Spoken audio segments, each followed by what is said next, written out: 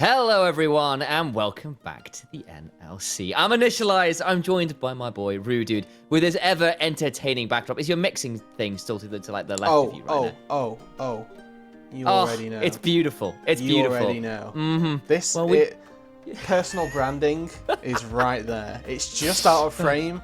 Perfect, ready to go. But The NLC Great Div British 2 League of Legends. will remember. Yeah, it's the Great League of Legends British Bake Off. That's what it is. This is it. And That's we're what I'm here here for. for quarterfinals showdown between Lazy and Life and DMG, and it has been a mix-up because, of course, we've been going through Fearless Draft. It's AM Pro, so we've got a huge mix of teams, huge mix of players, huge mix-up of just structure, right? I've been doing a lot of Fearless casting over the air with a lot of LDL coverage, which is all Fearless, all year long, all madness. So I've at least got some entertainment there, but how have these teams been doing with it, and what are you expecting out of today, mate? Okay, Fearless Draft. I'm expecting a strong start from Lazy and Life, weirdly enough, as a team that is coming in as a play-in.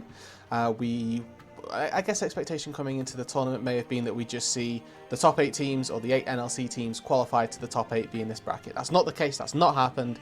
Lazy in Life are a graduate of a group. They knocked out a couple of our NLC teams already.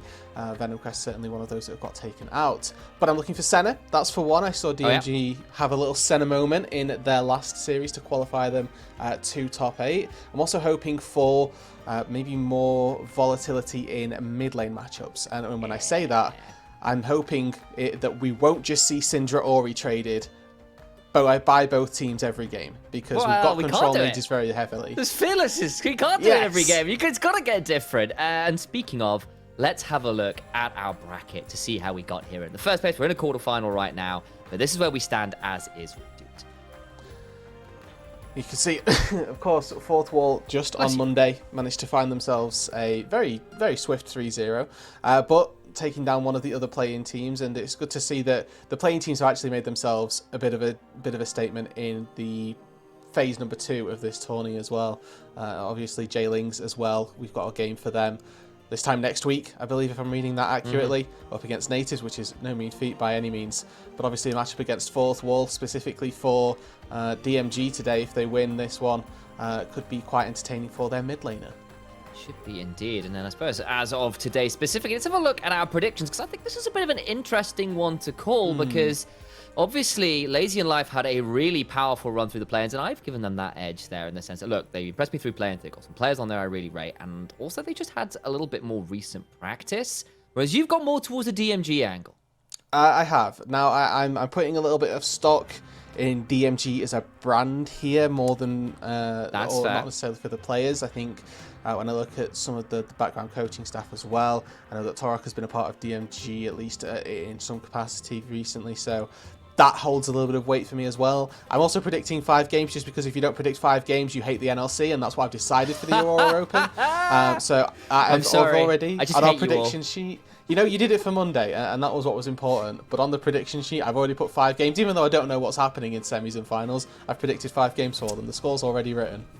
Yeah, exactly. In fairness, I'm praying for slight less, because I was up till the very early hours this morning doing Diablo 4 Worlds first. So I was I'm on here, I'm ready to go, changing mindset, ready to destroy my voice with some League of Legends action, and I'm very interested to see this one goes out. And I think in the green room behind scenes as well, we were kind of prepping for this. Our eyes went immediately to the mid lane. Jinrai, one of those newcomers to the league that really turned around Fourth Wall's kind of season on the whole. Did a wonderful job there. Ericsson, one of those players that I really slept on when he was in Division 2, came to Division 1, impressed me beyond what I thought he was capable of.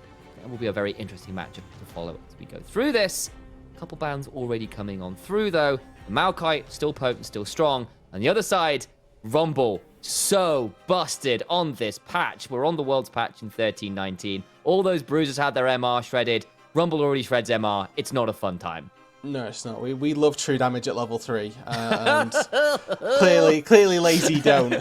Clearly Lazy don't value that as something that they want to be playing up against, and honestly, fairly rightly so. Can I just say as well how cool the overlay is up at the top? We haven't really got chance to show it. But game number 2, I'm going to be loving knowing which champions I don't have to think about during a draft phase. That's going to be beautiful. Jarvan taken off the board, absolutely no surprises. Talia is a champion that I'm really looking forward to throughout this tournament, through Worlds as well, and when that gets started back up, I think there's going to be a lot of priority on this specific pick. So DMG taking away another jungler, which is clearly the focus of both of these teams here. We've got a lot. I think this is, I mean, you could class Rumble as a flex. We'll go 5 for 5. Why not? Tristana, we've ruined the bans, we've ruined the strategy, but still a very worthwhile pick to get taken off the board. And now with that first pick ready for Lazy, I'm hoping to see a stalwart jungler locked in here, because we've got so many taken off the board already. Unless I can think of something that's way more important than that. Jungle pool so pinched, it could be a tricky time to find something. We have seen a lot of Renekton priority over at Worlds to mixed success. I think anybody who's seen some of those Adam games where they've been a little bit up and down on those compared to his Golds champions might have some memories of that. But it is one of the few blind pickable top laners in a lot of ways, where you feel like you can play into most game states and find a way to be impactful. And I can understand why that one comes on through. It means that maybe the ball is now in DMG's court to find out exactly how they want to start a comp and give Lazy and Life a chance to respond. And, you know, this is, of course, Fearless Draft, so you have got to be aware that the champions you are picking right now will not be available for your team specifically in the next one. Speaking of gods, it's the S part of that particular acronym already locked in early. Already then, sort of a game of W chicken between these two top laners, really, because Renekton's W obviously shreds the shield that a set gets from that Haymaker, and also is a large portion of the Renekton's damage. So there's that 50-50 toss-up of whether or not you want to use that super early on or not. I do love Xayah just as an answer to Renekton at first, because it's a dive style champion, wants to get onto your backline. Xayah is a very strong AD carry in the current meta. Again, we're seeing it a lot at Worlds already. Very long range, or fairly decent range in fact, and also just kites back tremendously well.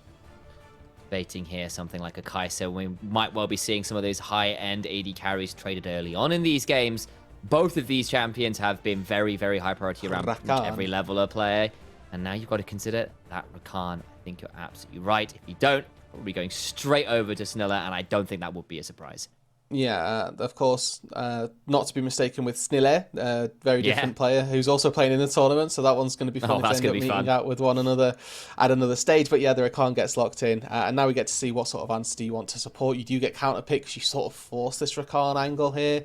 I do prefer taking Xayah first in this instance, because then you get counter pick for support as well. Alistair, one of the two that I'm a big fan of, that alongside the Nautilus, I think is just really solid, really easy answer, and also very good in terms of helping peel. This time it is the Alistair pick with Headbutt to get Renekton out of, or get Renekton off of your AD carry. Kai'Sa as well, potentially. There's really good tools that the Alistair has got, one of my personal favourites.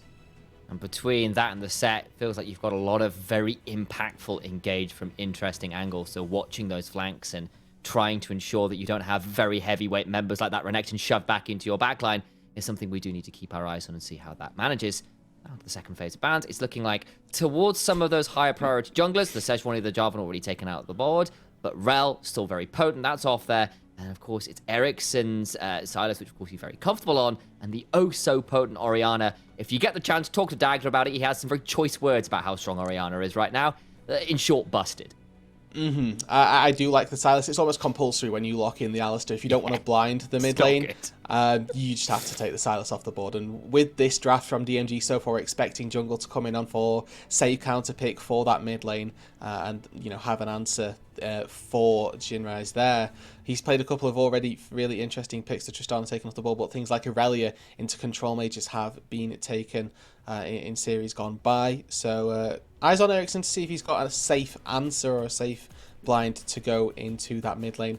Also excited to see what we get to see from UCIU in the jungle, because there's again, a lot of the jungle has been taken off the board, and with Ivern getting locked in here, this is that enchanter that hyper carries love getting paired up with. You've got yourself a very strong late game team fight just with Hazel. UCIU here, already the makings of very powerful teams. And I feel with the Ivern locked in, that almost forces an Azir lock-in in my mind, because giving Azir and Xayah over to an Ivern comp sounds pretty miserable. You see Ericsson, obviously no stranger to that champion. It's one of the remaining sort of control mages with the Syndra and the Orianna off the board. I think that makes a lot of sense as a lock-in. Now you're really looking at what you want in jungle. You've left it here till significantly later down. You know it's into the Ivern. I wonder what they're considering. Still got a Viego angle open, if we got to see that from Delatus. Mainly fun. Yeah, it is just looking like assassins, honestly, that are open. Those bruiser-style picks. No tanks that I would want here, particularly to get taken, and it is the Kazakhs. So early scrapping, early skirmishing, going to be a slightly weaker clear overall for the Kazakhs. But I mean, I think that any jungler worth their salt knows their way around Kazakhs and knows the sort of situations in which you've got to go for these evolves. Fourth wall. I'm just so used to Jin Raise. I know. Fourth wall at this point. Slipped already. Not even into game 1 yet, and I've said it. He going towards the Zara, something we did see into his ear a little bit towards the end of the summer split in general around the world. I wondered whether we were about to see his so-good Lissandra. It was what I was excited about. It's something I think for both of us, he really made his name on when he kind of really explosively debuted into the NLC. It was that Lissandra that made all the difference for fourth wall. Going to something a little bit more backline, a little less playmaking, and much more about making sure you're hitting those artillery shots. But it's something that potentially can make use of that Ivern as well, who'll be setting up a really monstrous frontline now between the Set, the Daisy, the Alistair, the Bushes. Getting to that Zyra and that Xerath is easier said than done. It really is, and particularly since the Xerath can play at such long ranges as well. The dive for Lazy is going to be very difficult. I will say that I do prefer the Xerath in this situation over the Lissandra. I think one of the drawbacks of Lissandra is that you're not particularly a threat, somebody that you need to focus on in team fights. When you look at DMG's comp, it would have been very easy with the Lissandra locked in for Lazy to just go, okay, we dive all in on Xayah. Once the Xayah's down, it becomes a lot easier for us to take these team fights. Now there's a Xerath there. That consistent damage that comes through in the team fight is a lot more well distributed between the DMG carries here. So they've got a decent backline now, supported by, obviously, as you've mentioned, that very good front line. For Lazy, though, it's worth mentioning, they may have indexed fairly heavily onto dive, and they've got a lot of it. They've got Rakan to go diving. They've got a Kha'Zix that can use stealth, Renekton as well that wants to go forward. I'm looking at a Kai'Sa that as soon as a single bit of CC is going in, is going to try and assassinate one of those two backline carries. It's going to be a really interesting game to see, because I feel like these two team fights really juxtapose one another, where you've got one composition which excels at going forward, another composition which honestly excels at keeping people out. Putting a wall up, for sure. Yeah. Exactly. And if I see somebody dive onto my Xayah, I'm playing Set, they're getting sent to the next screen away. Yeah. Exactly. I want to use Set Haymaker on that. I want to get rid of the, use the Showstopper even to send them to safety and keep that carry alive.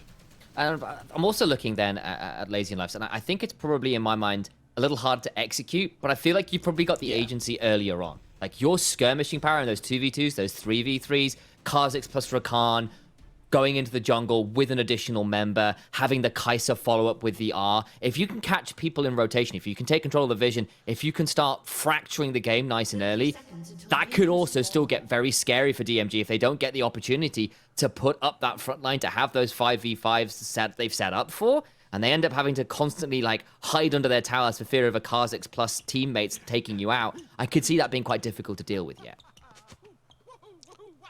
Yeah, I mean, the emphasis for Lazy is going to be on that early game. I do question Kha'Zix's actual strength through levels 1 through 6. I think once you've got Evolved Claws, yes, I'm all there, all for the dueling, and also Ghost taken on the Kha'Zix. So not a flash, which I'm more typically used to seeing. But that's true. When you have Ghost on Kha'Zix, I think that adds to the slipperiness that the champion has. If you use the Void Assault well, you can actually do a lot of juking, and with that Ghost extra movement speed, it might just become even more irritating, honestly. I'm there with you. I have to also then potentially call out, I agree, Kha'Zix is weirdly not as great until at least he's got a Dirk. I think that's the break point for me. Level 6, obviously the huge break point, but I think if you go back, get a Dirk, Taste of Fear still hurts, right? Even if it's not upgraded at that point. You're still going to do some damage with it. But, that feels true of pretty much every Dirk champion, though. So, take that with a grain of salt. Level 1s down on this bot side, you're expecting Alistair to do absolutely nothing. Is actually just a melee creep. Level 2, however, is when I'm expecting to see both of these bot lanes really start to come to life. So trying to push for this, for those minions is actually going to be really important. You can see both supports actually holding their relic stacks until the second wave, just so they can get that pushing a little faster and potentially look for a skirmish off that. Looks as though they both hit it at about the same time, and means that there's an element of respect already being paid down on that bot side, as we get to see A little bit of a rough trade clearly already been taken on this top side for Lazy. LVS doing a very good job at pushing, roaming, and now that information is going to be secured on when Delatus makes his way into that topside jungle. When that blue buff, that Gromp gets started, it's going to make UCIU's pathing even easier to work around.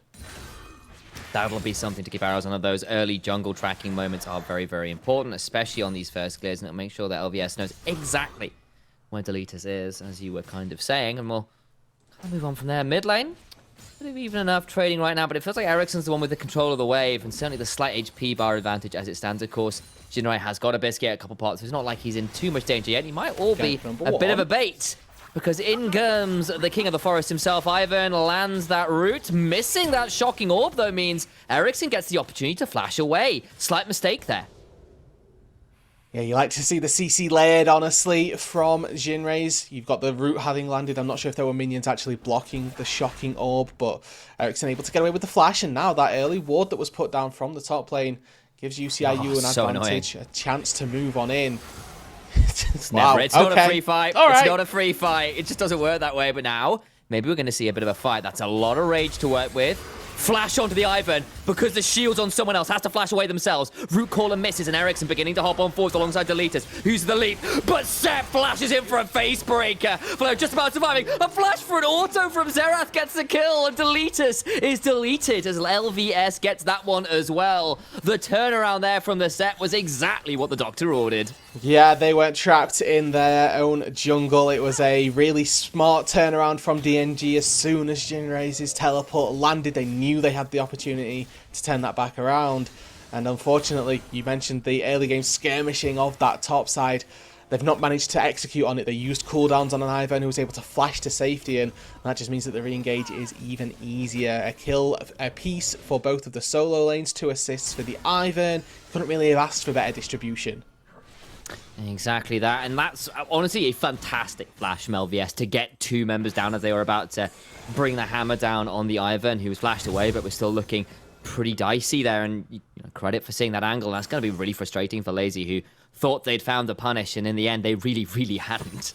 No, and I did want to, draw a little bit of attention actually to this mid lane, because all of the players on these rosters will probably, if you've been watching the NLC or sort of this region as a whole for a while, be a lot more familiar with the support with the mid lanes than any other role.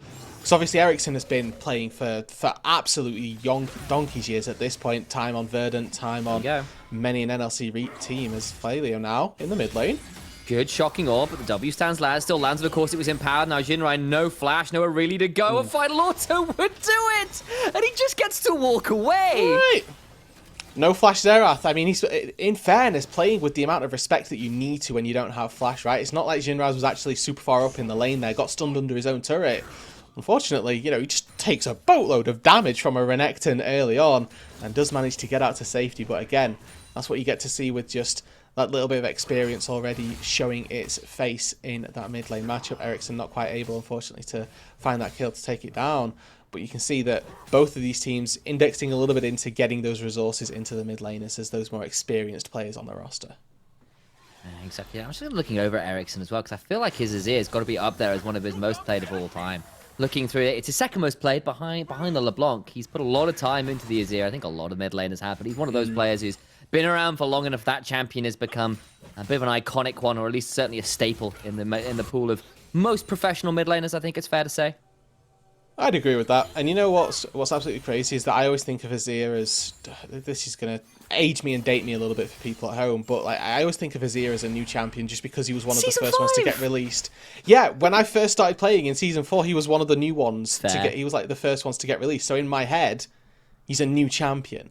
Even that doesn't extend to Ivern. Like, I know Ivern's old, but even just because Azir was one of the first ones, it's in my brain like that. Now we get to see a potential engagement down on the spot side. Does land the Grand Entrance, but not to much avail. A nice little attempt there, and Sniller was looking his own goatsy off the wave, and that doesn't quite happen. It's still on vision, so a bit of a known factor where he is right now. With this bot lane, we talked about the volatility that you get when you've got 2 supports like this, Rakan and Alistair. I think that they both kind of neutralized one another. They recognize, okay, if you go in, you can do a lot of damage to me. If I go in, same sort of story. So with the AD carries quite happy to seemingly trade farm, doesn't look like either one of them have managed to secure themselves a particular advantage. No plate's been taken on either side, so got to say that this, for me, favours the Xayah as we head later on into the game, especially when we look at the build path that we've got from Gotsy. This is the lethality rush into AP pivot later on, it looks like, with Umbral Blade into Duskblade, the likely build path from here. A build that certainly falls off as you get later on into the game, just because you're indexing into two different styles, becomes very difficult to do one thing very well. That will be something we need to keep our eyes on for sure.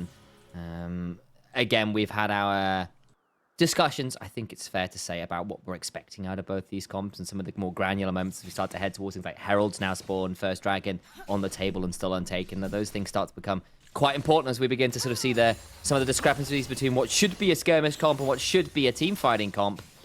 It stands, it really is DMG that have come out of this early game feeling like they're the ones who've managed to stymie what was expected to be more of that early game dominance from Lazy. Taking off. Well, okay, that's a dead Rakan in my eyes. It's just gone, yep. Okay, unfortunately not able to get the battle dance there. Gotsy not quite in range in time. And it looks like that was just a swift little pick. No flashes burned on the bot side by anybody from DMG, and that's going to secure the Dragon for them. I will say, much more, in my eyes, a favourable trade for Lazy. You'll see teams trade First Herald with First Dragon and typically come away with a much better early game from it. So this plays into the style that Lazy in Life would have been looking to play for, is exactly what they would have wanted from their composition, securing that First Herald. Obviously, the fact that they lose the Drake on the bot side, not ideal, but if they can use this Herald now to open up a bit of an opportunity, or open up a bit of a window of gold in their favour in the side lane, that'd certainly be great. The problem is you add in the additional kill that goes over and the lack of lane press you have with that, and you feel a bit rougher about it, but maybe an angle here on a set might be nice, but that was a pop of the ultimate. They just can't get in range. Knuckle down and tier 2 boots, more than enough to keep LVS out to safety. Really good spacing, honestly, right? As soon as you recognise you've got no more trading to do, back away, does exactly that, and actually baits Folio at just the right time. Means that Dominus gets popped to no avail. Now these attempting roam onto the top side here. Looking at where Delatus is, inside the wrong jungle, who don't know that anybody knows where either of them are right now, but this is certainly the wrong side of Rift Gaming. I hope comes Rakan as well. This would be a bit of a 3v3 skirmish on the boards here. Deletus still off vision, still looking to make this one happen. Over they come. Void Assault is used. Beginning to get some damage out. That's another flash from the Ivan. LVS looking for another good facebreaker. Will not need to use it yet. Daisy is summoned. Showstopper towards the tower. Can't quite make it work though. Sim is taken low but not down. The root caller lands and Daisy begins to punch people in the face.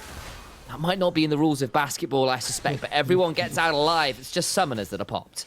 Okay, and the important inflection of these roams is that Ericsson actually came up to this top side and got nothing for it. Had actually been doing a very good job down on this mid lane. Jinrai throwing out the arcane barrage there. The magical artillery won't claim a life, just some HP bars. And the ultimate, of course, from Goatsy is now feeling pretty unsafe under this tower and he's lost a couple plates. That's pretty rough.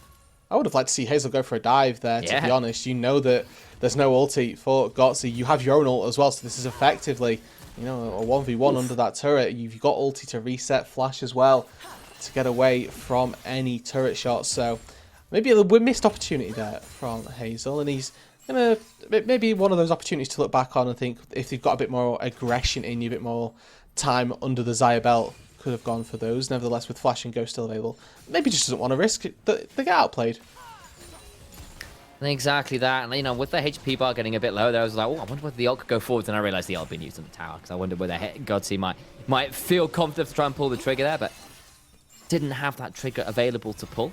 And we're back around with a game that has sort of stalled out a little bit of late. UCIU back down towards this bot lane, but not much to be found. A couple thousand gold lead towards DMG, but not that much to write home about, as I said, and then Deletus with that Herald still in inventory. Likely going to need to look to drop it shortly. There's not that much time left on it if he wants to set up a good push to make that Herald worthwhile. No, it probably just becomes one of those, I have to use this, congratulations mid lane, take a plate situations. And outside of that, not too much comes from it. But if they do get a second Herald, you can double Herald charge with, second Herald and start to take down turrets. Or just take down one turret like that. And I think versus a Xerath as well, mid-tier 1 turret is exceptionally important. Xerath, one of the worst side laning mid laners that you could think to have on your team. So sending him to top lane or bot lane once that first, or when we hit that mid game, is quite tricky. You want to keep that mid tier 1 open as a place for him to stay safe for as long as possible. Obviously, Rift Herald the best way to stop that if you are lazy. There's a certain irony. That's right. The thing is, that statement took me a second to pass. It's like, what do you mean I'm lazy? I've been working really hard. It just took me a little longer to get that. I'm proud of admitting as Shinrai is certainly not lazy on using his flash finger there.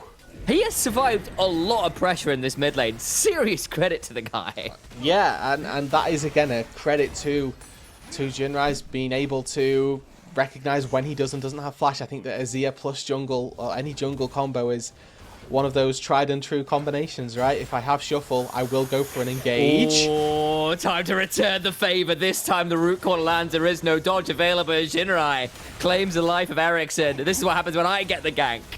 Nicely done by both mid junglers here, making a little bit of their presence felt. But Ericsson not able to flash the CC on the initial Here we go. because now there's an engage. Ult for ult right now. Feathers are still available to be pulled. Nothing more found. A chunk onto Hazel. The ultimate's used. Everyone stays alive, and Hazel zoned off the wave for now. Yeah, with the overall glaive finished, Gotzi very powerful at this juncture. Might even go back to base, pick up a second Dirk. If that goes into that Duskblade, then you know the instant burst of a Kai'Sa is certainly something to fear. Hazel paying the necessary respect to the all-in from the Kai'Sa early on. But with the Kraken Slayer of their own, certainly, you know, no slouch in the DPS department just yet. Once that Navori comes on through, you know the Zai is going to be hitting very, very hard.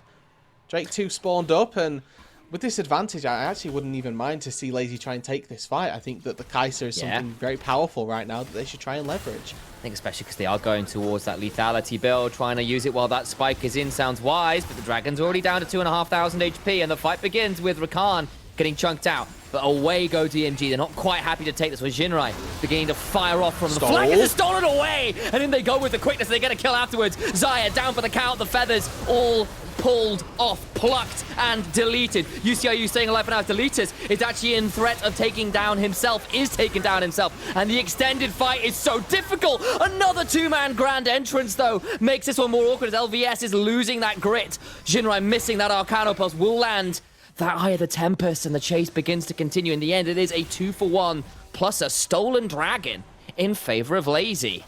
And against their name's sake here, very proactive, really. Looking at that Drake fight, they knew that they wanted to take it. They knew how they were going to take it as well.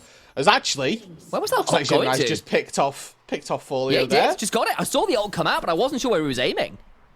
A little bit of a recompense then in the mid lane. Jinrai's making this Xerath work, and I don't even, they weren't even recalling on a ward, I don't think. There's Pink right there, just gets fancy feeted or unsuccessfully, I suppose. But still a positive trade for Lazy, it has to be said, and against the run of play, really, because it was DMG who'd really taken a large portion of control through that mid game. And I was looking actually at those first item spikes. Lazy hadn't hit those. This Goldrinker Spear and Liandry's weren't finished for that Drake fight. When you get to see DMG, they'd got all of those topside mythics finished. So here we go again. Exceptionally done.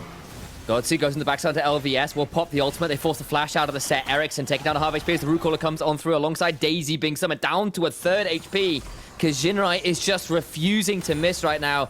His aiming systems are well and truly online. There's a military out there that would love to hire him right now because he is absolutely laser focused on in. Herald down to half HP. Looking to continue trading as the Arcano Pulse after Arcano Pulse comes flying on through. Daisy beginning to try and play that frontliner. Tries to steal it away to Jinrai. Can't quite make it happen, and DMG just had to pull away despite posturing there for a little bit more. Yeah, but look at the bot lane here. Hazel has taken 2 turrets in this time frame. So all very well and good that you got Herald number 2 of the game. We just got a boatload of gold onto our AD carry as DMG now Gotzi in trouble. Void Assault flash away from Kai'Sa that gives an escape to LVS because he just showstoppers them away. This is an interesting choice in Gotzi. I think that one probably didn't work out as intended. No, and honestly, I have respect for Gotzi there. I see a set charging at me. I know my place. I'm an AD carry. That's a top laner. I'm trying to get out of dodge as fast as possible. The fact that I don't die there, that's a win in my book. So safety above all else, and both of our potential woes are averted for now. It does feel that DMG are just the ones coming out slightly better on a lot of these things. Like we get the second Herald having forced them away, but there's these towers falling in the bottom line. We get the Dragon, we get a couple kills, but at the end of it, Jinrai still picks up an extra kill to even out the kill score. So nothing ever comes truly for free, and that's really difficult right now for Lazy and Life, who are struggling to get those clean advantages now. A siege onto the mid lane where Jinrai continues to not even bother hitting the tower and just try and zone everyone else off to let Hazel do the work for him. This is actually something that I'm really happy with Jinrai's build path for. Xerath sieges exceptionally well, but one of the things that they'll fall into as a pitfall is if they build like Andrews, their sieges get a lot worse because you poke somebody under the turret, you accidentally walk under the turret to try and poke them again, maybe hit the turret, and then Leandri's procs, you get hit with a turret shot. It's not the case this time. He's got Ludens. Very easy for him to poke at range, then try and step up to the turret, get a little auto attack in and take it down. DMG as a unit of 4 there in the mid lane, able to convert and find that mid tier 1, despite the fact that the Herald early on was used by Deletus to put that one down in the mid lane. He's still got a second, so maybe they can break open that mid tier 1 in response. It's still going to be a tricky thing for Lazy. Looks like bot side Flay will get enough time alone in this bot lane to trade the turrets out, at least on that front, and that will bring the turret score a little closer even, but still, it was 3 turrets to none for a significant portion of time there in favor of DMG, who have been playing out a lot of this mid game in terms of just the map movements more than anything else very, very well.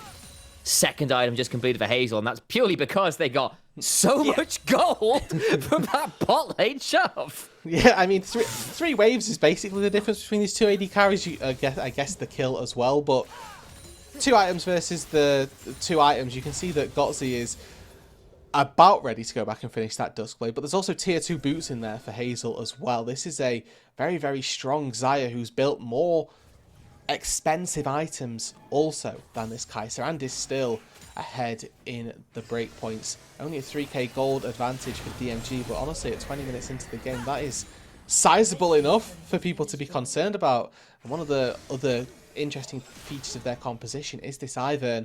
Again, builds very weak or very cheap support items. He's already got 2 of. Right, here we go. Teleports beginning to be summoned. Sim comes over the corner. They're going to try and play this one out. It's a flash in. Doesn't matter that much. Snilla does a great job of body blocking. Ooh, Daisy! Huge knock up from Daisy, who knocks him for 6. That's so many points scored. Clean dunk if I've ever seen one as Jinrai picks up the Rakan at the end of it all. If we can get a replay of that, I have no idea if that's even possible. Daisy just hit up like absolutely everybody at once. And now Daisy's going to go 1v1 the Baron as well. Yeah. Absolute. Oh, never mind. Nevertheless, DMG. I can dream, okay, initialized. One day Daisy will be strong enough to 1v1 the Baron. Oh dear. Somewhere out there saying Mario's saying Peach is better, and we just have to deal with that. That was. I had a I'm a little bit ill, but that was awful, and I had to unmute from coughing to let you know that that was terrible. You're welcome. I've come to expect it from you at this point. It's called Ivan Luigi for a reason. It's just easier that way. I like that. This is where we get to see a little bit of a glimpse into the power of this Ivern here, because the less expensive items, Redemption comes through, puts a little bit of chip damage down onto Lazy, and the triple knock-up as well. Honestly, 6 of one, half a dozen of the other, I think, because the Daisy is targeting the Rakan, and Sim, unfortunately, dashed to the backline right onto Gotzi, so it just lined up for the perfect third auto, which, you know, synergized perfectly with the Daisy. And as soon as that happened... Yeah, it really was. Yes, who needs an Auto Assault? That works just fine. And don't get me wrong, I mean, serious credit to Snilla as well, who did a fantastic job of starting off that body blocking, and a little bit of trading there from Phileo. And, you know, my heart was broken recently when DFM went up against the Braum and Ivern in a choke point. They did very similar things there. It's just like, how on earth do you get through that front line if you're having to come from one angle? It's so hard to break through that giant wall, and they get very punished for it. And now, with Baron in hand very early on, this map is collapsing in Lazy's face. And remember, this composition for Lazy really wanted to succeed early on, because as we get later, as we get to these team fights, their composition becomes a lot harder to execute, specifically versus DMG. You talked a lot about the front line and how effectively they're going to be able to work. Again, you've got a Kha'Zix, you've got a Renekton who want to find access onto a Xayah of all AD carries when there's an Alistar and a Set able to knock you away. And then Jinrei's, who's 1v1 Failio, No! Dog can't quite make it work. I don't know how much HP that is, but it's not a lot. Gotzi was taken down to under half HP as well. Jinrai is a walking weapon of mass destruction right now. Now, I know we've got a Hapgood on the broadcast, and it's the appropriate time to mention Medjai Soulstealer because Jinrai's... This is the game for it. You are playing super safe mid laner. You are 4-0-2. You've got Flash available. Oh. I think it's time to buy the book. For the record, just some Hapgood lore. There are a number of books in mine and Alex's apartment that are in fact literally got like what's the word like tip-hexed Medjai Soulstealer on them for various gags and stuff. So like a lot of our league like notebooks have got Medjai's written on them. Oh, okay. It's good that they're league notebooks and you've not just purchased some random author's works and just gone Medjai's. Yeah, I just imagine the Chronicles of Narnia and the Medjai Soulstealer as one of the titles. The Lion, the Witch, and the Medjai Soulstealer. It's a great bit of fan fiction. I'm down for that. No one look at my AO3 account. No, absolutely not.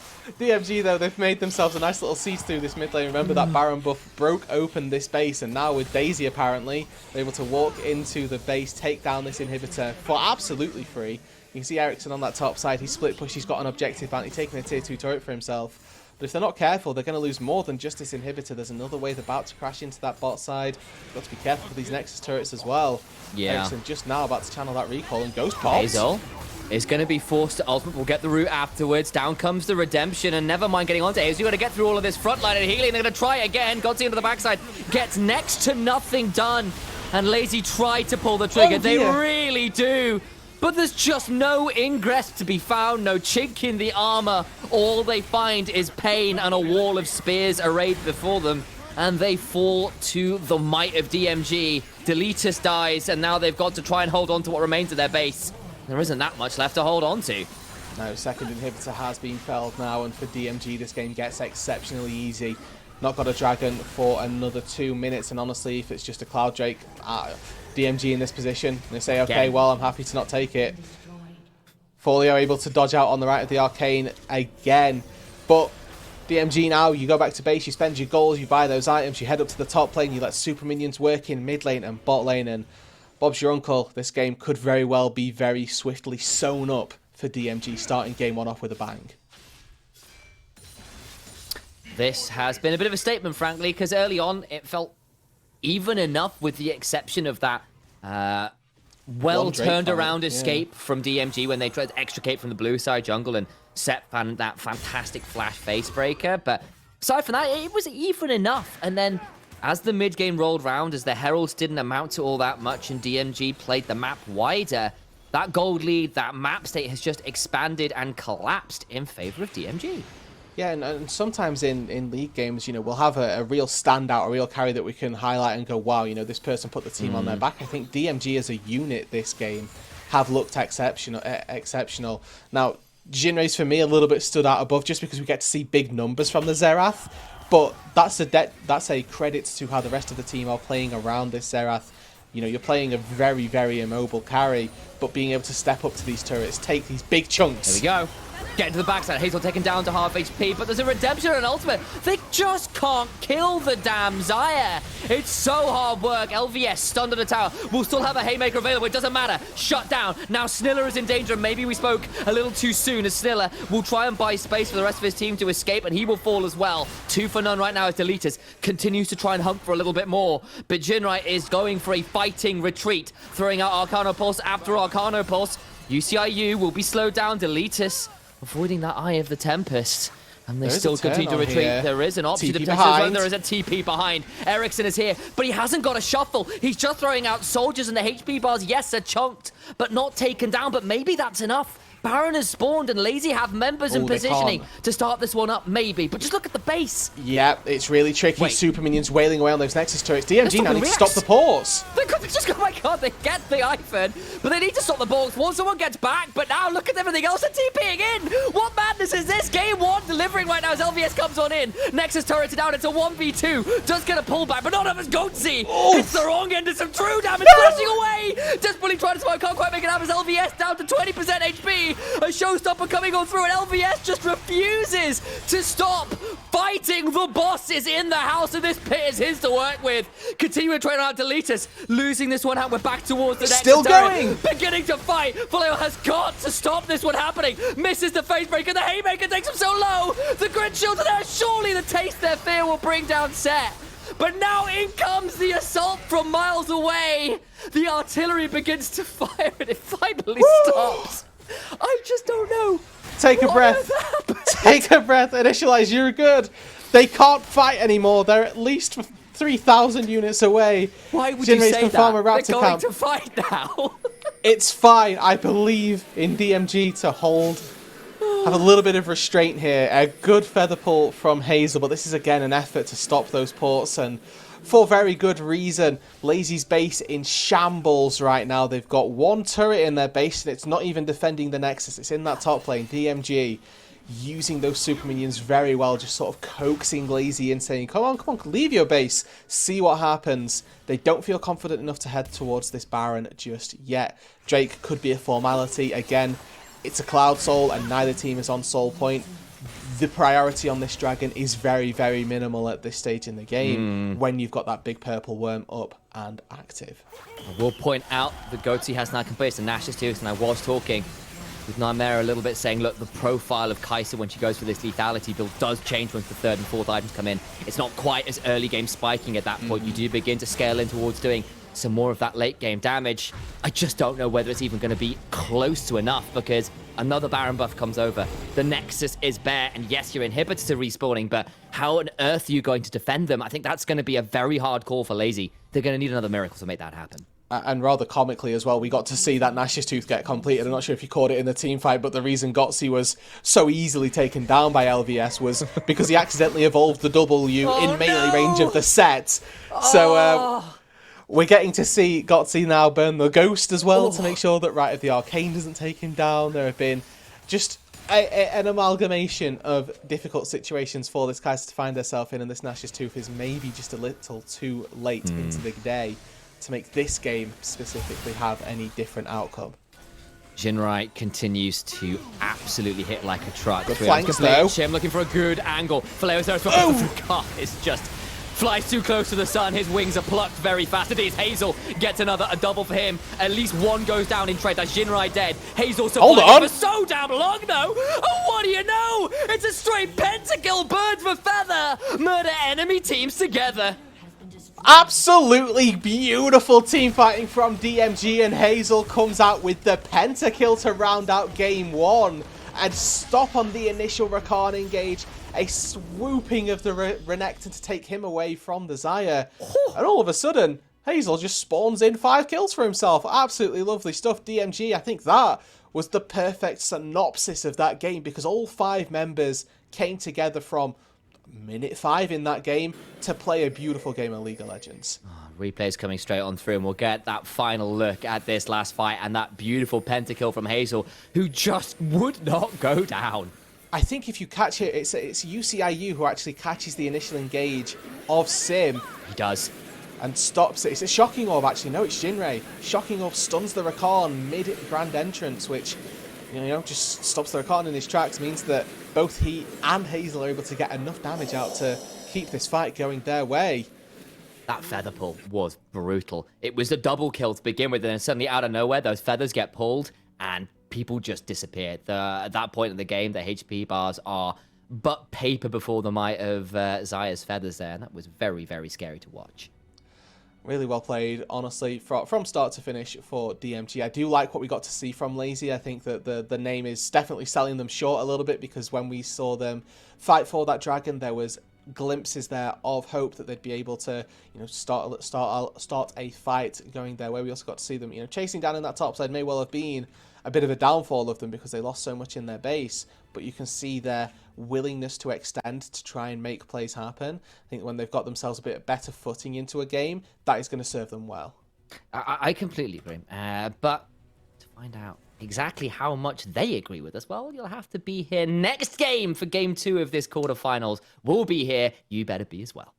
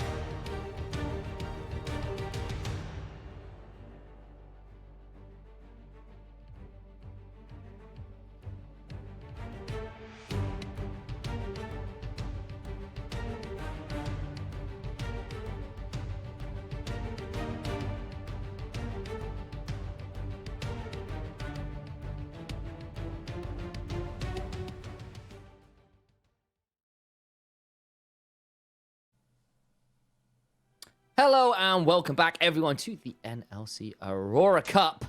We are in a quarterfinals where DMG, in pretty emphatic fashion, came out the victors against Lazy in Life. Pentakill, even for their AD carry, who had a superb game. I mean, and to talk about Hazel a little bit as well, 16 years old, Romanian AD carry, playing in NLC Aurora Cup. Oh. We're not old, Initialize. That's not a concern here, but I think that, I'm absolutely astounded that performing at this level of competition, finding pentakills already so young, so early on into a career. It's exactly why you look at these sort of tournaments, why you look at these pro-ams, and you're looking for those people who could very well be the next up-and-coming AD carry, the next up-and-coming star. And, we're not going to say, hey, you know what? Hazel's winning Worlds. Give it 5 years. But, it's these types of tournaments, these types of competitions, which not just inspire confidence in the teams, inspire confidence in the players, but that make everybody else at home who maybe aren't playing in, NLC level competition think, hey, maybe that could be me as well. I mean, it puts your name on the map, right? And that is a really important step one. How far you climb is somewhat up to you, but this is a really important way to get those on through. And you can now see at the top of your screens the champions that each team cannot play. Something I was talking about a little bit in the break is I think it's a pretty big deal that you have lost some really, really key champions from Lazy and Life side. I think particularly things like the Rakan, the Kaiser, the Azir, even the Renekton in terms of his blind pick potential. All off the table without a victory really stinks. Now to give them a silver lining, they can't pick Kha'Zix again. That's the good news. I hate Kha'Zix in competitive League of Legends. I didn't get a chance to rag on it because I was going to give Delitus a bit of an opportunity to prove me wrong. Now I can say it in the absolutely worst way possible. I can talk smack after the win or after the loss in this That's case. the way to do it, absolutely. No, it's the worst way to do it, and I hate people that do this, and I hate myself for doing it now. It's like... I do too, Rude. It's okay. That's great. glad we've got that out there. Jarvan isn't banned yet. I'm looking at the bans. Yes. Jarvan's still open. If we're looking at something for B1 potential, okay, never. Shout out Lazy for doing a good ban, I guess. Yeah, and I think we got to remember that obviously we had a Xayah Kaiser trade last time. I wonder whether we just see that inverted this time around. But of course, they know that that's a potential. Just lock in the rel. And the other thing is, reminder that you can just sort of say, well, if you pick the Xayah, that's fine. You can't pick the Rakan with it because you used it last game. So we could lock in the Rakan a little later or save it for later in the draft or another game. And the rel is a flex right now and is right up there as one of the strongest picks in the game.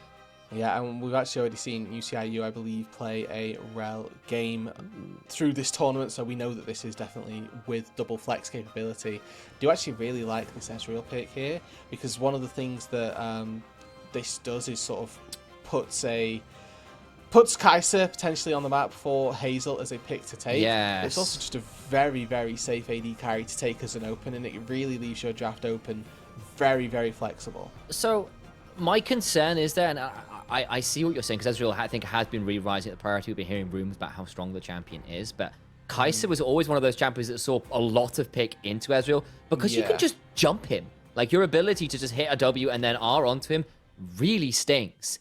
Yeah, and I actually think that, you know what, Initialize, maybe you're right. And maybe, just maybe, they're going to prove me wrong, especially when you've got the lethality build as well, because one-shotting Ezreal can be a very easy thing to do. So I think that this is sort of pigeonholed Hazel into going, well, I've got a good AD carry matchup.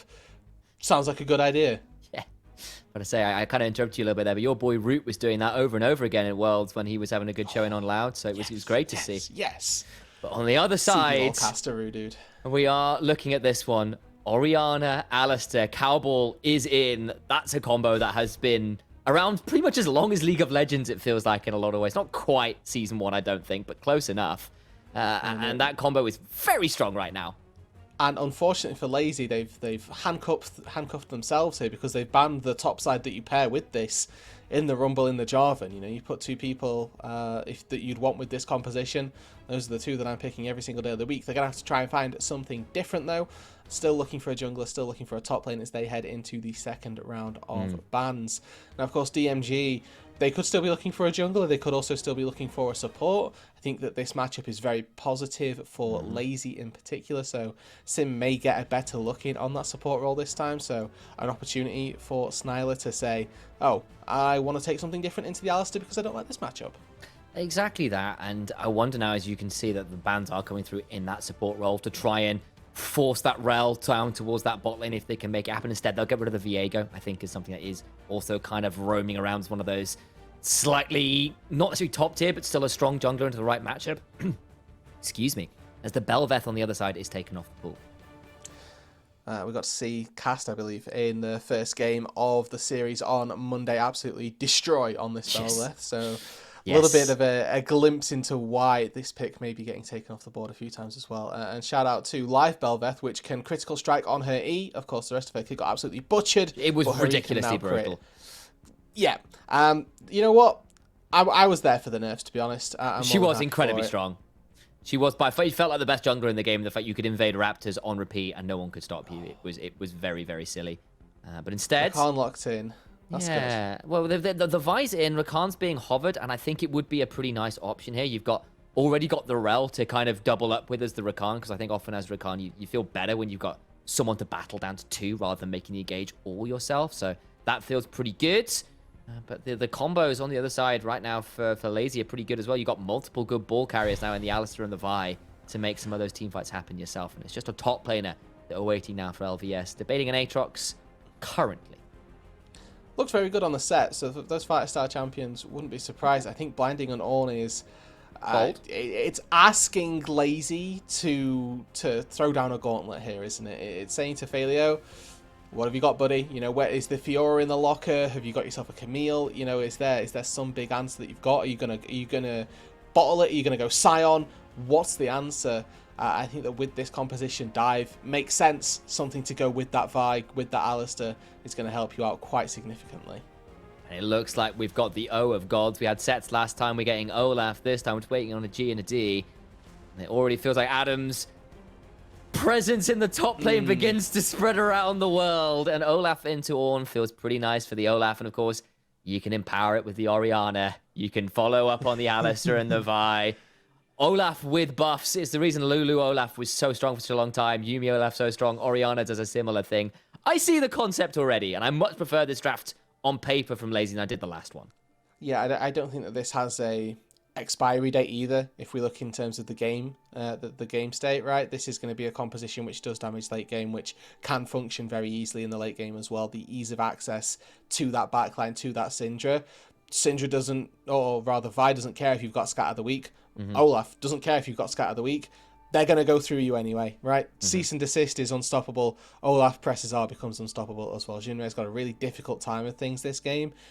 Being alive, I'll say, in these team fights. So big emphasis, I think, on both of these teams to be the first ones to engage. I think whoever hits that engage button first is going to have a much better time with things just because they'll be able to get their CC down in time. Yeah, I mean, I think that's probably true of, for me, on both mid lanes. You've got 2 immobile mages into, on one side, Rel, Rakan, Ornn, with a Kai'Sa diving in on the other side. It's like, that poor Syndra needs to be pretty afraid as well. Like, I'm there with you. I think both of these mid laners, in terms of their positioning and in terms of the targets that are on their head, in terms of probably being the easiest and most valuable member to catch on their representative teams, probably makes them quite key focal points and break points for how the game's going to go. And that then probably extends into their laning phase with one another, because they've both got CC to set up once they reach that level 6 marker, but also how much our junglers look to put attention there in the early stages of this game, right?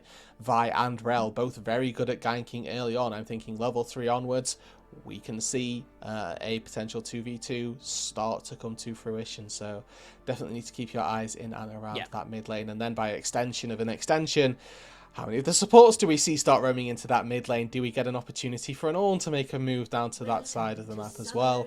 Plenty of options and lots of tools, rather, still available to our support players also. Level 1 stack here from Lazy. Just wanting to see whether someone dares to come and look for an early ward or something like Raptors, but already the recall's coming on through, and they won't be Wrong end of an early invaders yet. UCIU is on this side of the map, so maybe could look to do this one. And it's looking like Deletus might be thinking about starting on the Raptors.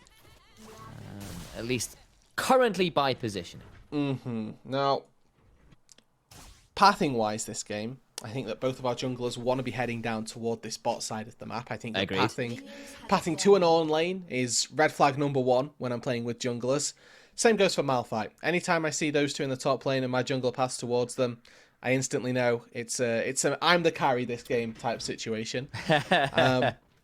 But looking immediately at these Raptor starts, you can see you've got a bit of flexibility in terms of you can maybe go for a 3 camp into bot lane. You can also maybe just go for full clear to that bot side if you are Deletus. So a couple of options open to our junglers still, which for me at least have them ending down in that bot lane. We'll quickly note that there's a ward placed by Failio again very early on. This time it's him on the red side placing the ward, but it's onto that blue buff, so information going to be garnered at the very least early on. Yeah, it does like it was, in fact, the Raptor start for UCIU, as you're saying. He might be looking to do that 3-camp bot start and maybe look for an early little attempt on bot lanes. We have seen junglers begin to do a little bit more regularly in terms of that 1-quadrant clear into bot look.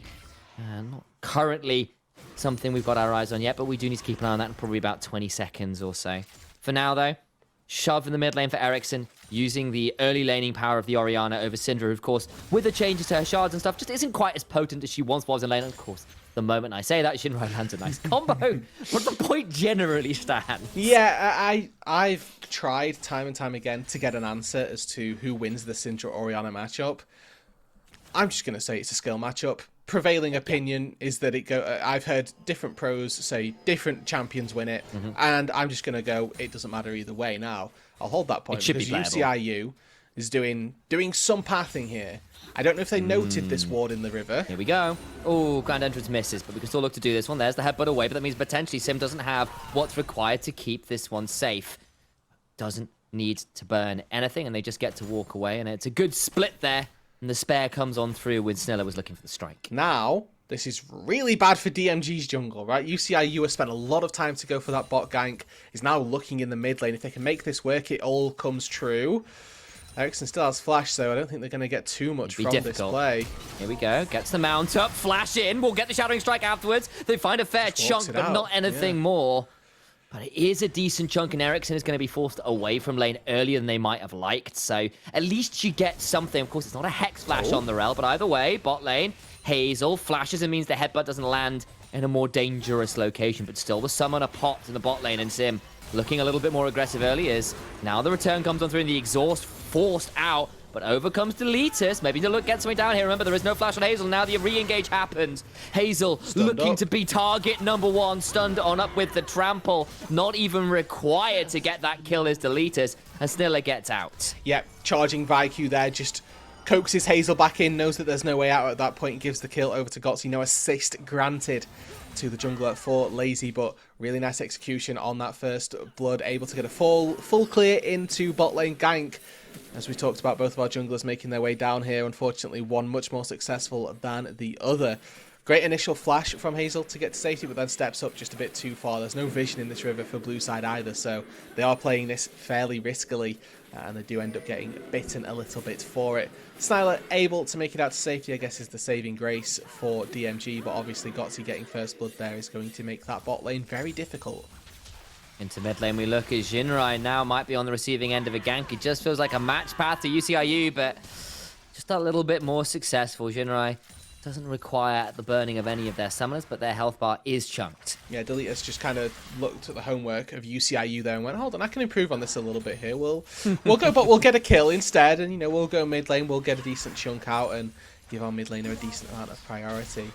Heading into this series, Initialize, I asked I had a little conversation with both teams. I actually spoke to Hazel from DMG. I may have to hold this one because we've seen some skirmishing. Looks like we're good. And I asked actually one of my favourite questions to ask, which is there anybody on the team which sort of like keeps people up, help, how does, are there any personalities to like help people with tilt, keep jokes, keep the game light? Hazel went, there's not, there's a little bit of joking, but my favourite quote was that Snilla is Buddha mental. Was direct quote. So we're going to need to see Snilla, I guess, use that as a tool to keep them invested in that bot lane after a fairly shaky start. Smelling like Teen Spirit in the bot lane because Nirvana is all he's about. Doing very, very well to keep cool and play this game out pretty smoothly, honestly. I think especially considering last game on the Rakan was getting stymied a lot looking for those flanks. This time around on the Alistair, feeling a little bit more competent, a little bit more confident. Has come out with First Blood nice and early, and they are up that 1,000 gold nice and early on. We'll see whether that extends into anything more. Little lurk here, actually, from Delete. As you can see, this is just a hover on the crash. Doesn't even steal any experience as well. A humble jungler. Knows that Ericsson can shove that wave, but it's just making sure that if UCIU does show up, there's a Vi there to help out. Now we've got those level 6s online. This is the window for ganks to happen and set up by both jungles. Gets the stun, tries to get something more. They will force the flash. There's just no escape for Ericsson. You'd think one more auto would do it! And they finally get it. The shockwave nearly saved his life. But Ericsson is taken down and the clockwork winds down. If that is a split second sooner, that shockwave lands before Jinrei's auto attack gets cast, and may actually have been able to get out to safety. Excellent placement on the ball for that shockwave, but it's not good enough. Jinrei, with an excellent scatter, starts off and finds a kill. X-Flash. Into the pulverized, into the headbutt, gets Hazel into a difficult location. The ignite is down, and there's a stun afterwards. Down to half HP, but nothing more. And Deletus was there, looking to wrap around. Look else it says, UCIU wants to try and find a way over here. May need to crash down over into the Krug pit. Missing that true shot barrage, but they're going to try and play this one out regardless. Here comes the teleport. Deletus in danger, has to flash away to safety. Teleport summon, but flash burn by the jungler. Remember, Failio has no teleport. Has taken this ghost on the Olaf to be able to chase down in side lanes through this early game, through this late game as well. Means he's now going to get a bit of free time in that top side. Expects a plate to go over to the Olaf. Here we go. Remember, no flash on Ericsson. Could be in a lot of danger here. Gets knocked up into the scout of the week. Overcomes Deletus. Flash for the shattering strike. And Ericsson is shattered in turn. Second kill in the mid lane. And LVS still gets value out of that teleport simply by roaming back to his lane. We said it in the draft initialized that this mid lane was going to become very, very volatile. Playing these games, or playing this game specifically for our mids, is going to be very, very difficult. They're both immobile. You can see they've rushed tier 2 boosts because they know how much value they're going to get from the movement speed in this game itself. But when you've got Call the Forge God coming down and Rel flashing on top of you, unfortunately, there's just not enough in the tank for Ericsson to get away. He's going to need a lot of support from his team here. We need to see vision put up in those pixel brushes, get a couple control wards down so that you can spot those ganks coming a bit further away. Very nice sequence of plays there. Of course, still a slight gold lead to Lazy in Life, purely off A, that first blood, and B, just slightly better laning numbers. You can see decent CS leads in a number of those lanes there, particularly bot, particularly jungle. A couple plates going over as well, and that does keep them currently in the lead. But I feel as you start to get a couple more items as the Syndra and Kai'Sa begin to come online, that becomes less hard, less easy to maintain, especially when Jinrai at 2-0 is beginning to stack up those shots a lot faster than you might like if you are Lazy in Life. Yeah, now fortunately, I suppose, for DMG is that Syndra doesn't get the splinters the same way that a Victor gets his Victor bucks, right? There's no 25 instant pop, 4 kills and assists. But obviously, Jinrai 2-0 on this Syndra is going to be very, very happy the way this game's going. And you're still certainly stacking up those splinters all the same. And as you know, Syndra scaling into that late game got very heavily buffed with the way that she got reworked. Also want to attribute a large late game presence to the Kai'Sa this time as well. The build path different from what we saw from Gotzi in game number 1. This looks to be Kraken Slayer into your choice of DPS items post that, but with lethal tempo, you're going to be able to auto attack quite quickly.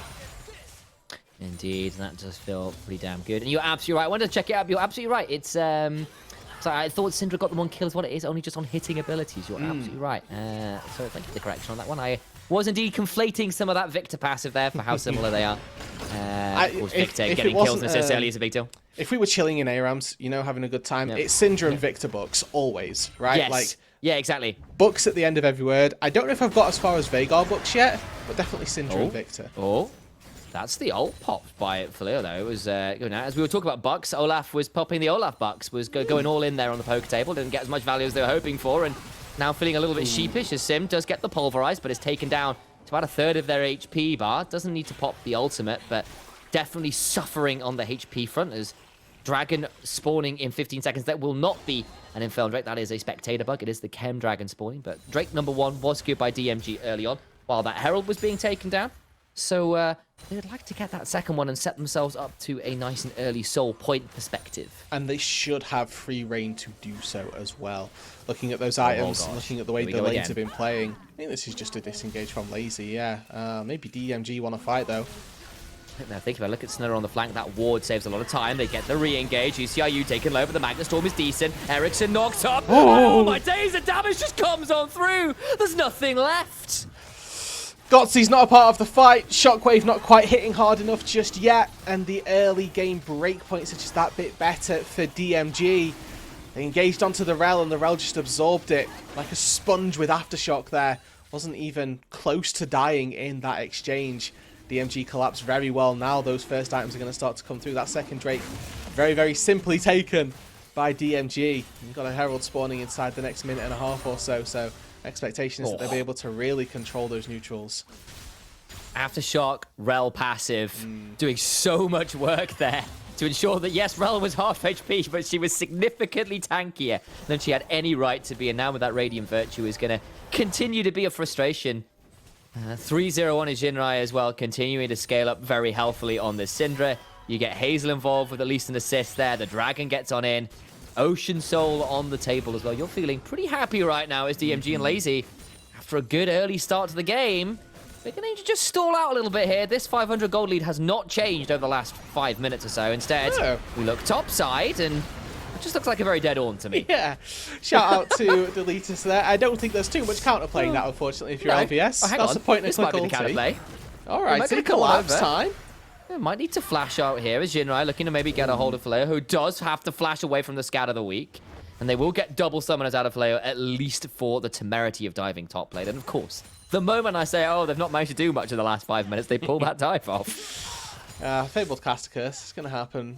I'd say once a broadcast, to be honest. I think that's once a game with me involved. I can't read a mini-match, apparently. I see. Well, unlucky, I guess. That's the initialized curse that you're bound to. And you have to deal with that. Lazy, I think that despite the fact they'd obviously lacked a little bit in these kills, you touched on it a little bit earlier on that there was some decent laning leads from CS. At the time, it was in that mid lane and in that bot lane. It's actually now transitioned toward that top side, and not just to CS either. Those platings that have gone down, really impactful for an Olaf. Now Faleo able to pick up Stride Breaker as well on that reset, so going to be very, very difficult for the Ornn to get away. One axe lands, and chase down City certainly going to be a bound.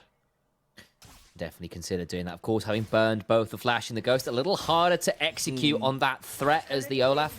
Maybe can look into doing that once the Ragnarok's back up regardless, but it does feel like LVS should feel a little bit safe about that. But with that tower so desperately low, just has to back away, right? Like, you're not actually in danger of being killed or run down per se, but you haven't really got a realistic way of defending that turret. No, and Faleo as well. 6 minions away from finishing off that pull, so that's another big boost.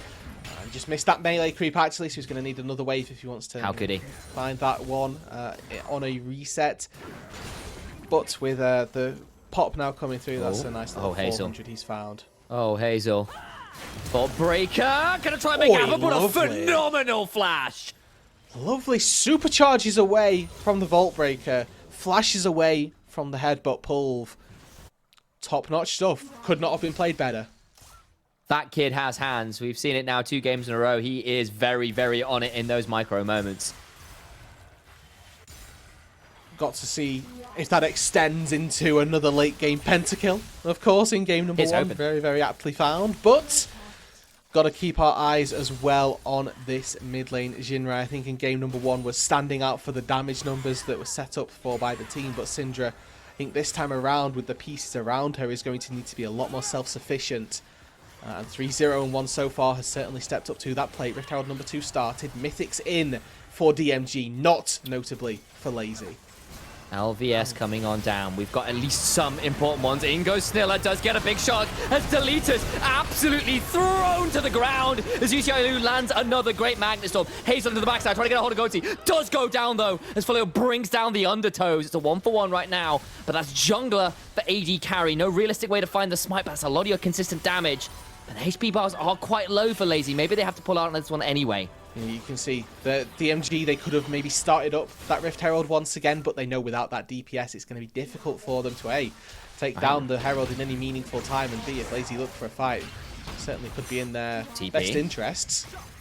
Wondering whether they can get something out of this. That's Ericsson knocked up. Going to continue to try and be a threat, but there is a good headbutt to try and keep it alive. But Sim now using that phase rush to run away. But Jinrai is throwing down that orb. Can maybe look for him. Dodge. Q, make it happen. Doesn't quite land the orb, but the burn's enough. And Jinrai on the rampage. It's steak for dinner in trade for the mid laner's life. Yeah, I mean, Summon Airy, not known for being able to take down big cows like that, but in this instance was exactly the tool that Jinrai needed.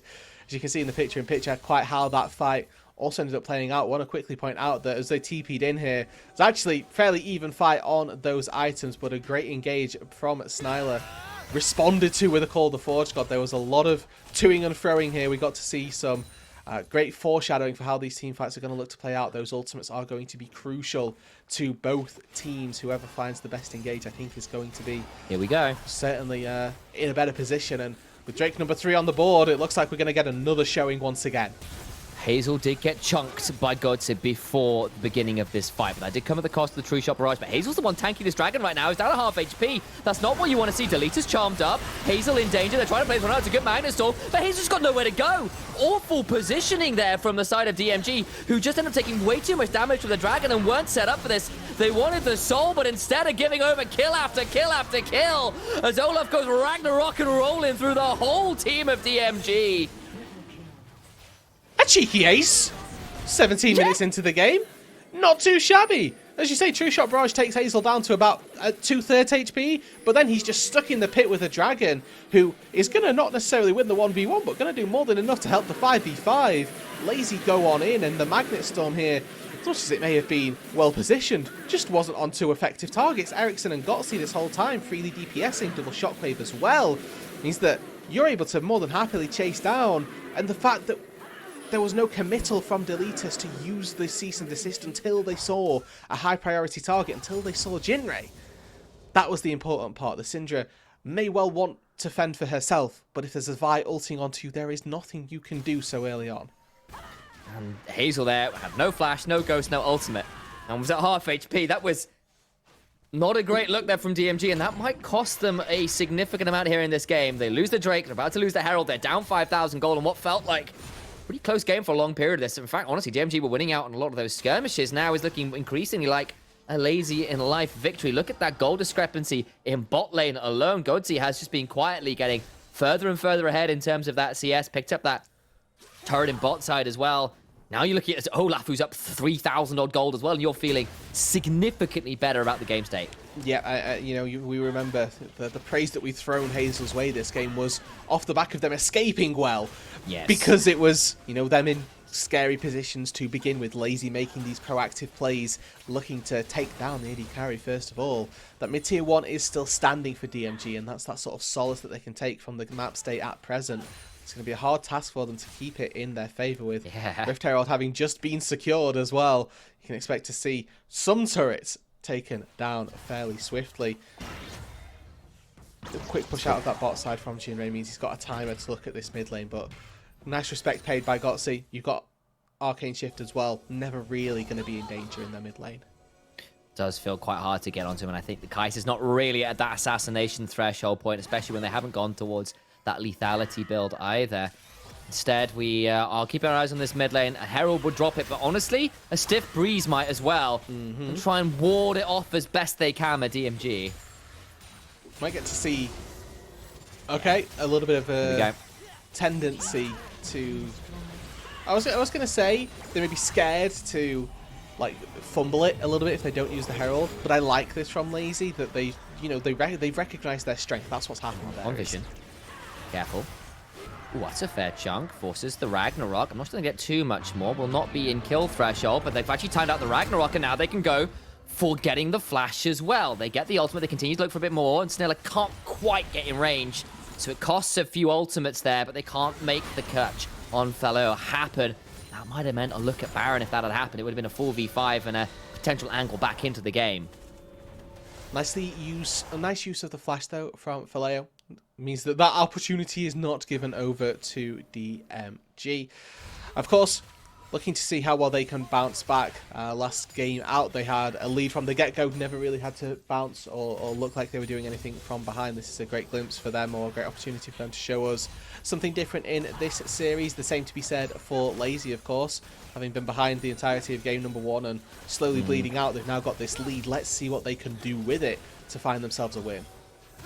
Looking at this one there, and they've just not got the vision control, and the item completions aren't there either. It's a decent Magnastorm, but Goatsy forced to flash away. Hazel just about alive now. It's a good scout of the week to deny the Ignage. Deletus goes on with the cease and desist, but it's deceased themselves. The Shockwave catches 2. Round the back comes Vallejo, and Olaf is here to drag them all to Valhalla. Kicking, screaming, and dead to rights. A double kill for the Olaf. And yes, you got 1, but it comes at the cost of 3. DPS just isn't there for DMG at this stage in the game. The Kai'Sa's still missing Navori, where we look at Gotsy. He's got Murman, he's got Trinity Force.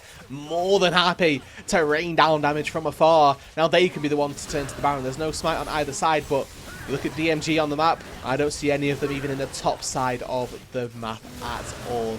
Baron going to be secured, and a swift turn once again. Nicely done by Lazy.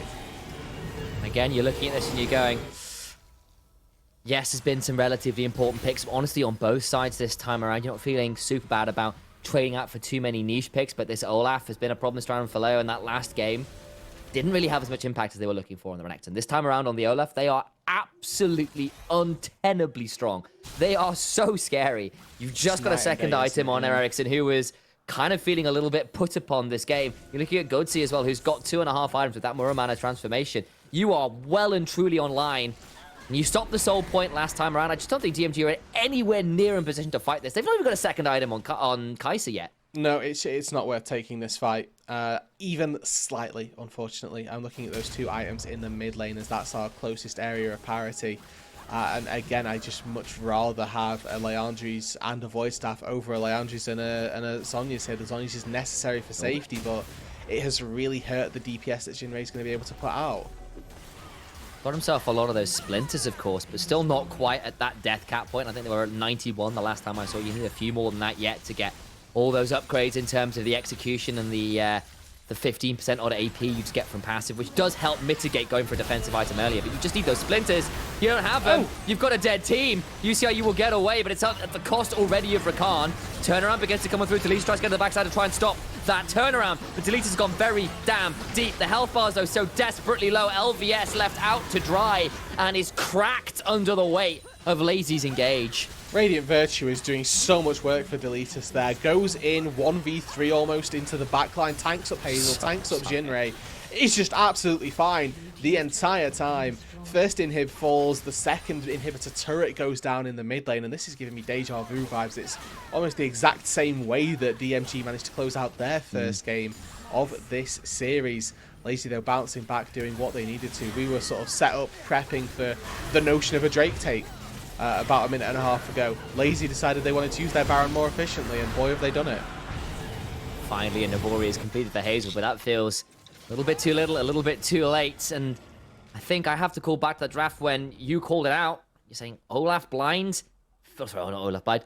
Ornn blind feels a bit risky. It's throwing down the gauntlet. It was picked up by Faleo with the Olaf and has been absolute terror as this game's gone on. It's not just been him, of course, as the team fights have gone on, but 6-0-6 continuing to be a problem. The Rel looked good early on, but as this mid and late game have gone on, just cannot find a way to stay alive, cannot set up enough CC for the team to follow up on.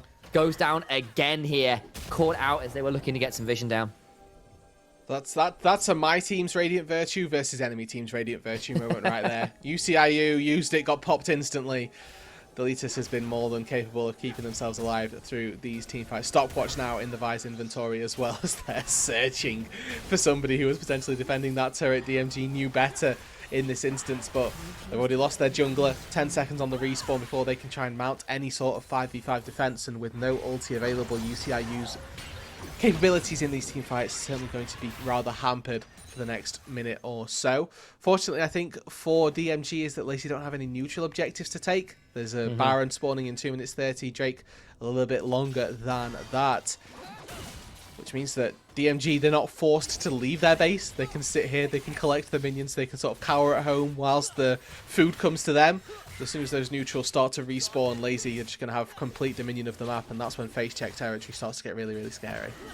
I think it's already pretty damn scary, frankly, Rude Dude. And then yeah, kind of looking at this and going, look, at least you're not at soul point. At least you've still got, you know, a relative amount of scaling to work with. If you can sort of try and stall for maybe 5 minutes, maybe give up the next Baron, but trying to stall out the waves, not get caught out on the engages, and survive from there, and maybe look at the next Baron, at the next Dragon, you might be in a position to contest with some of those ornaments coming on through, like that Navori Quick Blades upgrades just come on through. Another item on Syndra, and that final upgrade of the Splinters might give you the DPS you require, but I think until you've got that point, it's a hope and a prayer, and a lot of mistakes from Lazy.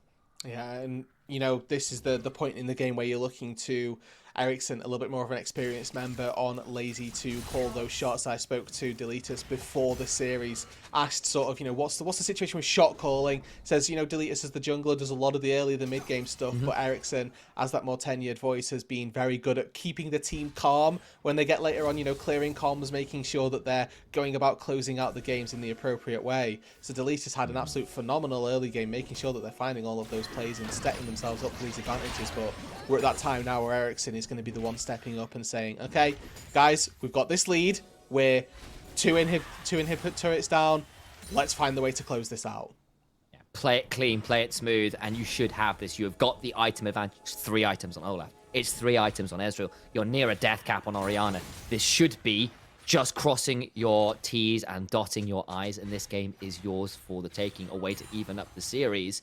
But you cannot mess up at the end of it all, because of course if you start giving up kills, stalling against an Ornn, against a Syndra, against a Kai'Sa, that feels pretty rough as well. Yeah, and I think the fortunate thing is that they bought themselves a lot of buying power in this game with this, you know, 12,000 gold lead. I think that the stalling is going to have to go. They're going to have to go AFK for a good couple of minutes in that facet to make this game close. You've highlighted the scaling aspect of DMG that exists, and you are quite right, it absolutely does, but I think that we are going to be waiting a very long time before that comes to bear. A Baron has just spawned, and you can see DMG absolutely do not care. Nobody's even left their base. They're just going to go for a sit and sponge technique where they have to absorb all the pressure that Lazy put down, and to be honest, I don't think they've got it in them to take the pressure. It's going to be very, very difficult. It's a minute until soul point for Lazy, and that will again be more frustration. And Olaf with what looking like 3 Ocean Drakes and maybe a 4 Ocean Drake soul sounds just great to me. Really just the most fun thing in the game. Perfectly balanced. Yeah, that's one way of putting it. It's right up there with, ironically, Chem Soul on something like an Olaf. It's really not okay either. But over we come. Baron minions, expose inhibitors, and what could be the final shove of the game. I really like this from Lazy. They've got minions. They want to work out that turret, use the Baron buff to crack as many of the difficult structures as possible. Turrets obviously harder to take than inhibitors because the turrets, in some capacity, put up a defense. Now they've got 3 inhibs ready to take, and DMG, this is where you have to find a fight. If you lose 3 inhibs, the game just ends automatically almost for you. It becomes so very difficult. This base is in absolute tatters. Olaf on another one, it is just going to be 3 inhibitors down. They just know they're going to summon the Forge God and pray. They're going to flash out of Goatee. They're getting engaged on the backside. They do get Ericsson and Goatee, but look at the other side. 2-1-1, trying to make this one happen. Sim over the wall. They're playing around the ace gates as best they can. This is actually pretty damn good from DMG. Sim has to go golden. Already, Falio's stopwatch, Styrex is popped as well, and they get 2 for none. A double kill for Hazel, but the inhibitors still fall. And the long-range damage is still alive here. Gotsy poking away, chipping away at HP bar. Jinri down to half HP. And Lazy, they sacrificed 2 members. But for the next 5 minutes, there are 2 super minions spawning in every wave, every lane of DMG. They're going to have to put up an absolutely mammoth defense in the next minute or so. Once Lazy go back to base, reset, come back out onto the map with all 5 members, spending all of that gold. Remember, they didn't base once they got the Baron. They took the Baron and ran straight in to take the fight to DMG. The game didn't end there, but DMG, they've done the first part, but honestly, it might get a bit more difficult now. It's so hard for them, but it's a Herculean task. Maybe they can play up to that godlike tendency and try and turn this one around. They've got a Forge God on their side, and he's been coming with 1 or 2 of those upgrades. You've got 3 items now on the Kai'Sa, on the Syndra. You are hitting those later game moments. Level 16 on the Kai'Sa might help with keeping them alive a little longer as well, and you can start to hope and pray, and you need to not get in your own head as Lazy. That one didn't work out. If it does start to go a bit wrong, you begin to wonder, but it should be oh so easy just to walk it in. Use the remains of this Baron, or wait on the next one. It should just be theirs for the taking. Can we get a Syndra Splinters check? Would love to see how close to 120 Should be we are. 120. Look, 'cause I don't know that the ulti's even been upgraded there at that point. Have we That's got it? full Okay, max, we're good. yeah. So we've got the bonus AP. That's going to give them a little boost to try and help out at this point. Here we Call go the again. Forge God. This is it. Gonna try and get onto 2, they do! That's pretty big, massive stun out onto Deletus, who's got a GA, can still buy some time, the Magnus Storm is decent, but look at the amount of damage they're getting to run through the back end of this. That's a huge pickup onto the Ornn, who is dead to right. Deletus gets up, shoots Scout of the Week though, does make one back, but now they get a massive 3-man pulverize as they are thrown 6 foot deep. They're still trying to hold on, but the Nexus is exposed. They're trying to make it happen as Vallejo just gets the Kai'Sa down into the ground. She goes, and Syndra has splinters, but the only thing splintered is her bones. She goes golden for a moment, but not long enough to survive the falling of her Nexus. Lazy and Life, it gets a little bit dicey at the end there, but they clean it up all the same, 1-1 in games. Had done just enough there with that Baron, the push that got the 3 inhibitors, made that fight so difficult for DMG to ever look to take. I think the thought was in the right place, their ideas were good, but unfortunately they were just too far down the rabbit hole to really make that fight stick. They had a couple of Nexus turrets to work with, but I think you get a good little replay here of how all of this unfurled to begin with. Any fight for Lazy is good, and DMG have to find that 1%, that miracle engage where they knock up both carries, but you can just see Ericsson, Gotzi, the position just well enough to not get caught out on the same call the Forge God, and Ericsson is freely hitting away on this Orianna. Ornn, by the way, just didn't look like a tank here, did he? Really? Nope. Absolutely cold. Shredded. Yep, does indeed. It's pretty rough. It's a good Scout of the Week after as well, but like, unfortunately that call of the Forge God lands onto the Vi with Guardian Angel. Yes, you take them down, but Ericsson and Gotzi, yeah, they get hit by a quickness, but they aren't damaged. They aren't really at threat, and if you're not getting one, if you're not getting both of those, this is not a winnable fight, and that's without talking about that Olaf. Yeah, the Olaf was an extra part of that puzzle that I don't think anybody had the solution for, and I certainly didn't if I was in the DMG camp. But a great bounce back for Lazy and Life. You know, I came in this predicted 5 games. I'm hoping for it still. We've got 1-1, and I think that to talk about your points on Fearless as well, Kai'Sa now removed, Syndra taken away as well. Those are some pretty decent power picks that aren't now open to DMG as we move further into this series. And I am quite excited because it's looking like Initialize. There's a small possibility for a little bit of blind pick action at the end of the day. Ooh, a reminder, everyone, if we do get to Game 5, it is just blind pick alongside all the rest of those Fearless rules. But to see if we even get close to that, got a few more games to go, don't we? So don't go anywhere. We'll be right back after this break with Game 3.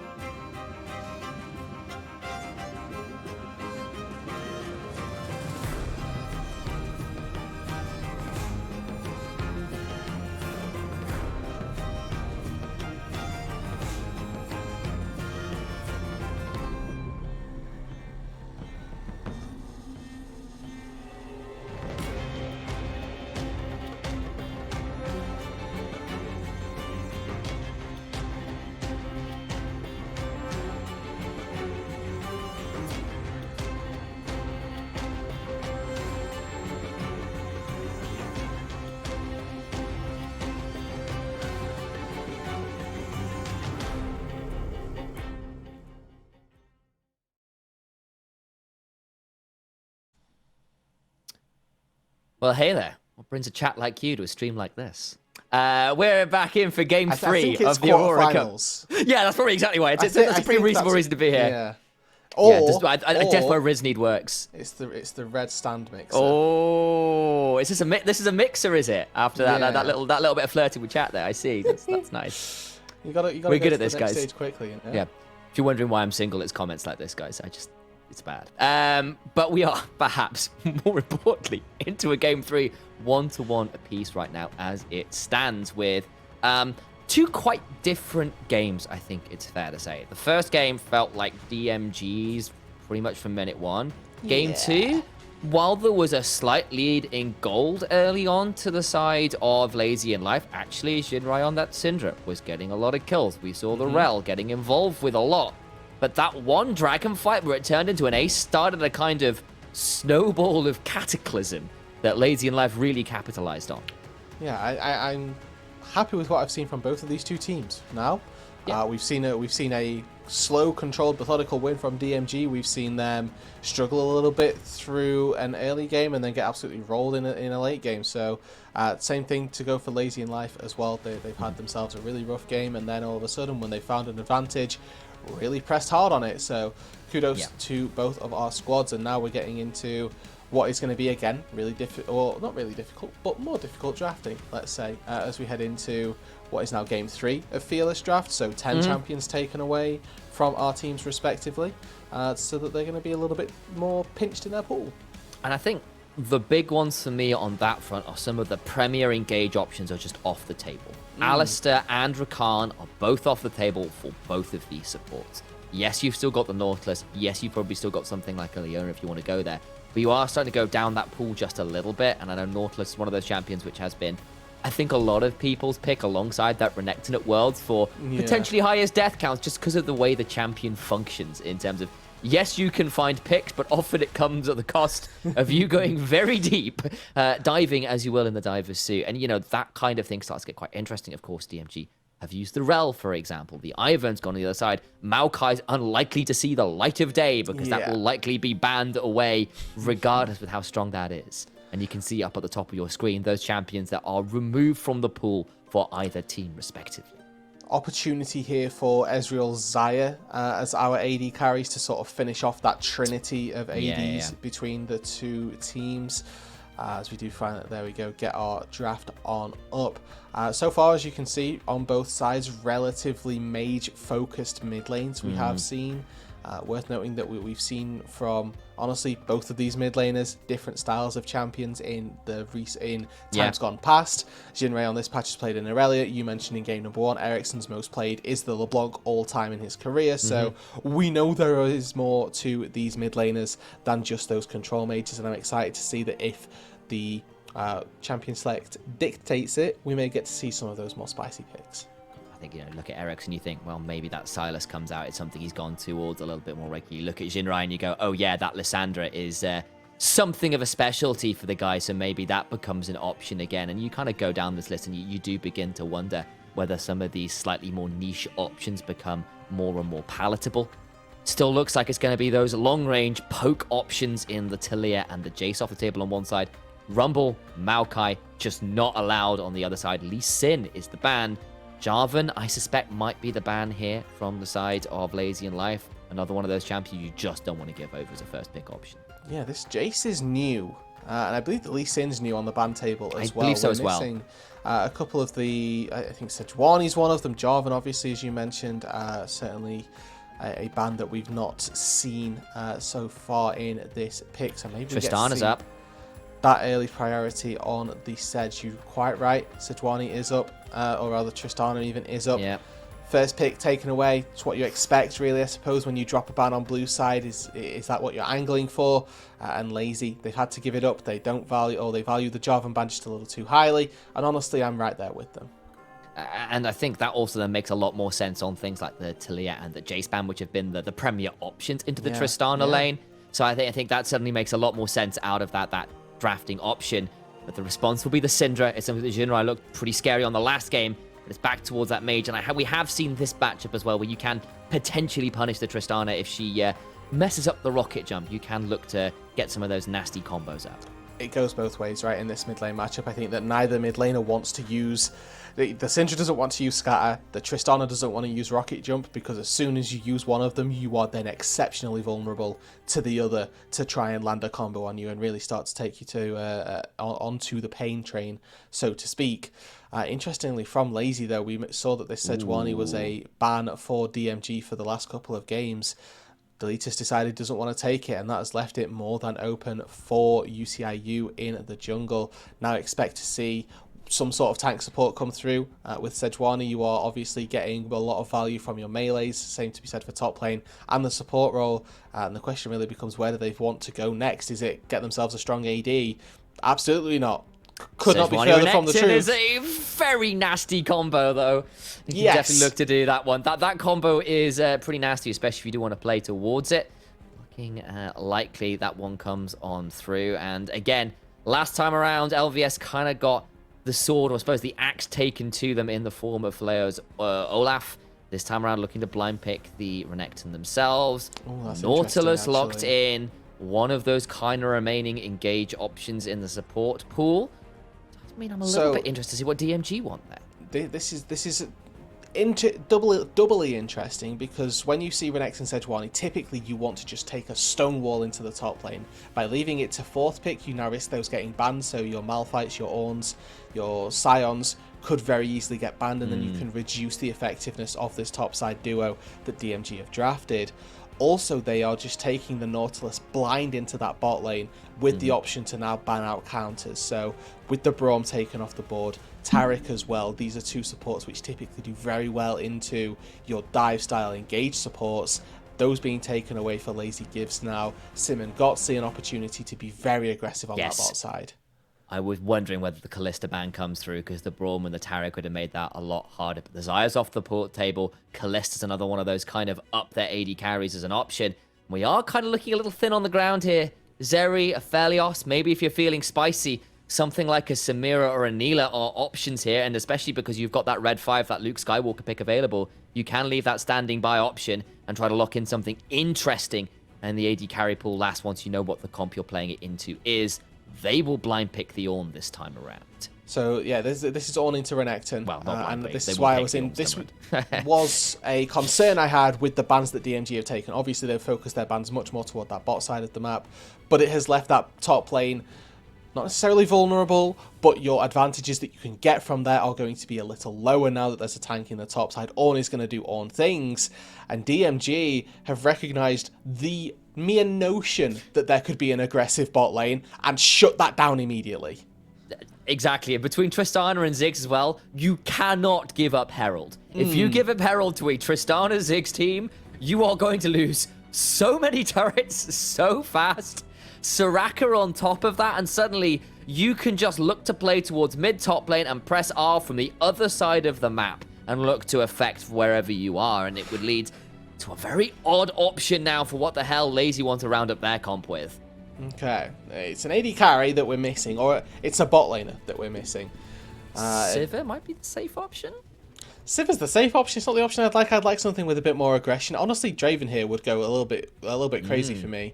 But hey, you know what?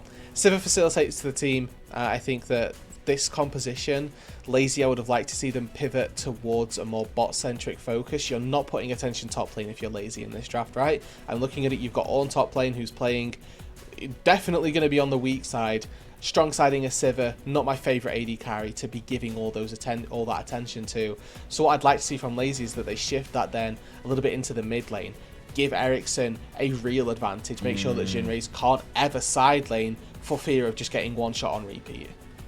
And that does feel like potentially the option. Have the Ornn sort of slip out of vision, roam towards mid lane. Have the Nautilus slip out of vision, go towards mid lane. Join up with that Viego and Syndra and set one of the other ones to get snowballing. I think might be the thought process here.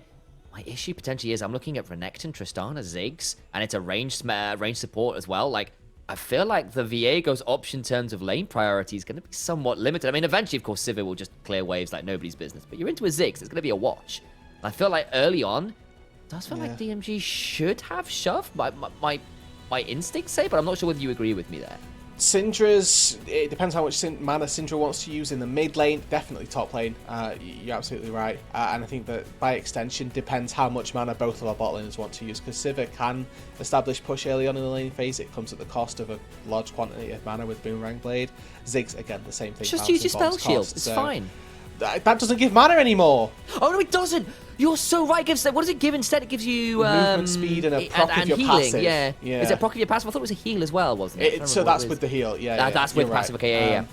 Okay, yeah. I actually got very baited by that in a that. game recently when I played Sivir because I used the spell shield on a Caitlyn trap to get mana and I didn't get it and I couldn't cast a different spell after it and it was a whole thing.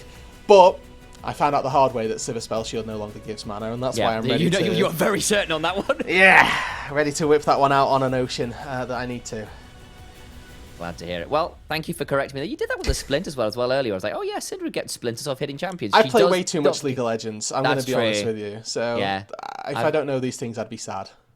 That's true. I play a fair amount, but I've been covering some other bits recently as well. So I've been also, not to be funny, I was playing so much Baldur's Gate, like obscene amounts of Baldur's Gate. Yeah. The amount of League of Legends I've been playing has been a little bit more limited. I've been watching a lot of it, of course, because Worlds has been on. We've got NLC on as well. There's a lot to be watching, but maybe playing a little less than one might usually do is we might be seeing a level 1 flash. Hazel, no! Go on, yes! That's what we love to see, aggression! Flash from the supports. I actually think that Sim bit the bullet a little too early there, flashing over the wall. I think that Hazel had walked themselves into absolutely no man's land right there, and if Sim had have walked around that wall, there's an opportunity that they could have just killed the Ziggs outright. There was no flash angle there that would have been good. It's hypothetical now. It's in the past. It doesn't matter. As both of our supports trade theirs. I hear your disappointment, Rude Dudes. Good. That's what I wanted to convey, honestly. And as long as people know that I'm disappointed, that's the big takeaway.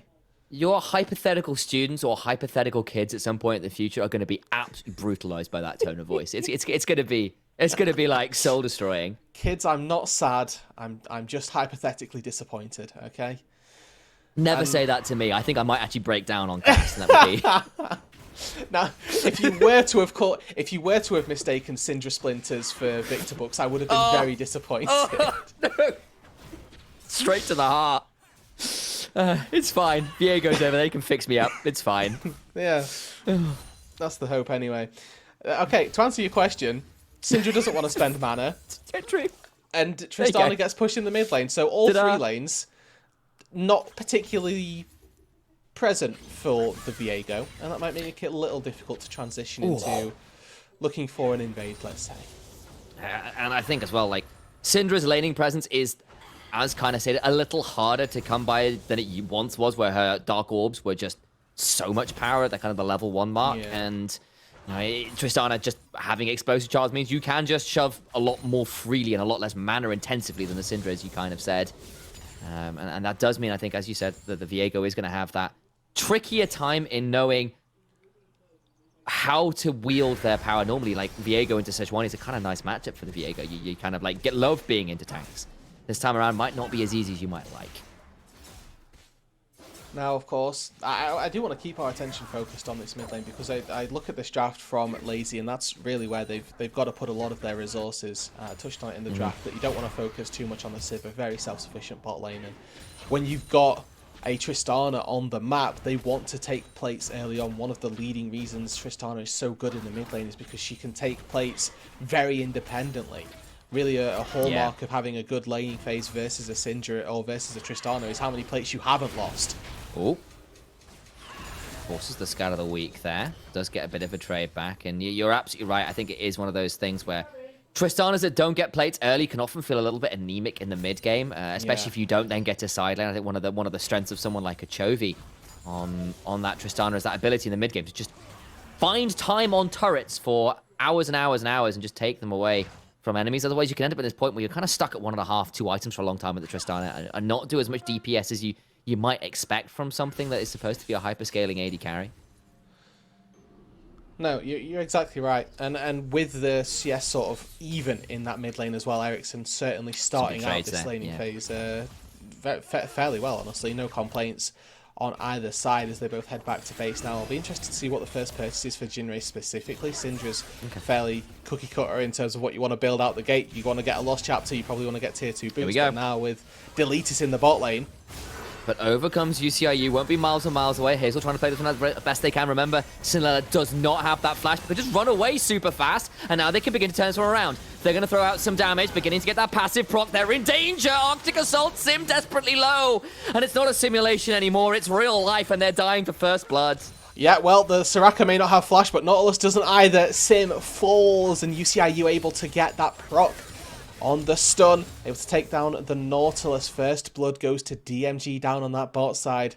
Deletus was there first, but that hook going wide ultimately meant that Soraka was happy to use some of the heal, get out to safety. And against a little bit of the run of play, against my expectations for what DMG would have liked to have done with this early game, they're able to find themselves first blood in the bot side of the map. I think they just saw where the lane was shoved, and maybe they saw the angle there, especially because mid lane would, at that point, back in base. Said, I am going to turn our eyes towards the fact that Sim has gotten over here, but I think he surely must have been on vision with the amount of wards in the river there. Spotted on the pink ward, and you can see Jinrai's hovering on the top side. Oh, Jinrai. Oh, Jinrai, you had to know. Flashing away, gets the heal from Scylla, and it doesn't matter. They play it out just fine. Now Deletus, possibly in a spot of bother, will get Arctic assaulted onto, has to flash away, looking for the passive, trying to get some damage on in here. They've got the heals from the Soraka potentially as the Starcaller comes on down. That was battle Soraka right there. That guy was charging in 1v3, did not care. Shout out to Snyler there for, like I say, battle Soraka moment. Berserker healers, we love it. Just like, the only thing you need healing from is me. Oh, ulti. Desperately close, can't quite make it happen. It just dodges the hook. Snilla, you're a psychopath. You're a bolder man than I. That Soraka had one mission this time. It was the complete opposite. That was Ambulance Soraka. What? So they're just back again? Top lane's here. They just won't leave. What is going on? I have not seen this much value from a Soraka early game in my entire duration of League of Legends. And now Jinrai goes in, gets scattered, bounces back, nothing to come from it. But Snilla was full HP, hasn't actually taken a skill shot to the face yet, and now has to go back to base. They're just back again.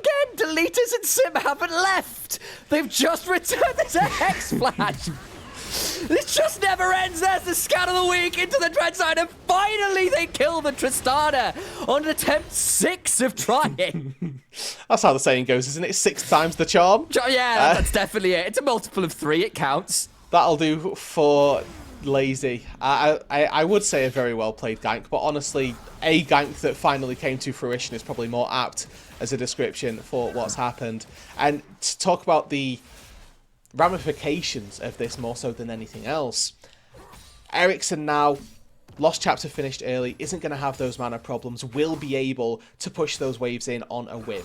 This then means that Jinrai isn't going to be able to use the Demolish, use the Tristana E to take down plates in the early game, and then runs into that problem as you addressed earlier on, Initialize, potentially a little bit of an anemic mid-game, weak AD carry, and they don't have one to supplement the damage from the bot lane either. They spend a lot of time on that mid lane, but I'm not sure to that much. And the only big difference I'm seeing here right now is LVS is the one who's kind of benefited from that roam mid from the Ornn, but that's kind of about it. Bot lane, Goatsy just kind of traded ways with the Ziggs, and that's kind of what we were expecting. And that feels like a pretty big win there for Lazy. And then on the other hand, like, don't get me wrong, Jinrai largely dealt with the attention pretty well with the assistance of UCIU and Snilla in particular. That Soraka, as we were saying, was doing absolutely the Lord's work in mid lane, but still ends up with an advantage now for Ericsson, who's up the CS, who's got that additional kind of like kill over their opponent, and now another stun comes on through, and Sim is back in mid lane again. Hi! This is really nice positioning though from Jinrai as well. Has placed that control ward in the top side pixel brush of the mid lane. Knows, okay, I'm just gonna have to hover to this top side of mid lane. There could be 4 people in that mid lane bot side brush, and you know what? Sim early on has the CC to go between 4 people, so no surprises to see the safety shown from Jinrai. And unfortunately, the Ziggs just running into a couple more mana issues than the Sivir, as Goatsy able to find a recall, find a better base on that push. But does now have the tier and the Lost Chapter. Those mana issues I expect are a thing of the past. Yes. What might also be a thing of the past, though, is this Herald, and with a Renekton and a Sejuani alongside this Soraka here, this should be DMG's take, in giving up an early Herald to a Tristana and a Ziggs comp feels potentially very dangerous. I just don't know what Lazy can even consider doing to stop it. Yeah, well, their option has been take the dragon, and I think that they're probably going to continue with the strategy of batter Jinrei until he turns off his monitor. So far, not successful. They found one kill, but the guy's still in the mid lane, still going strong. Good. Again, presence of mind from Sniller has been exceptional. I guess seeing Hazel, walk in there is one thing, but he's going to be possibly forced out of a little bit more damage. Won't happen. Takes about half the HP bar, but doesn't have to burn an ult or a flash or anything, and does just get to blast cone out to safety. All the while, though, it is a lot of ricochets going around for Gutsy as they use Soraka to do what Soraka does, which is not Soraka, Sivir. There we go, other S champion. We can talk about Soraka too much this game, to clear waves. And to be clear, Soraka has done what Soraka does very well so far this game. It's not, that's fair. Not without a intentional slip up, but I will say that for all the issues that Jinrei has found through this early game, those sort of not necessarily the bleeding, but the advantage hasn't gotten bigger for Ericsson in that mid lane. That 2-wave lead has largely stayed the same throughout the last couple of minutes, and it's kind of what you want to see from Jinrei, just an ability to stabilize a mid lane matchup. And now Dotsy, I think he's fine here, honestly. Ooh, we'll land that big ultimate though, and Sim is forced to flash, but the CC tenacity, of course, is pretty good from those Merc Treads. But now look who's here. Faleo is down in the middle of absolute as Hazel goes the other way, knowing there's no way out.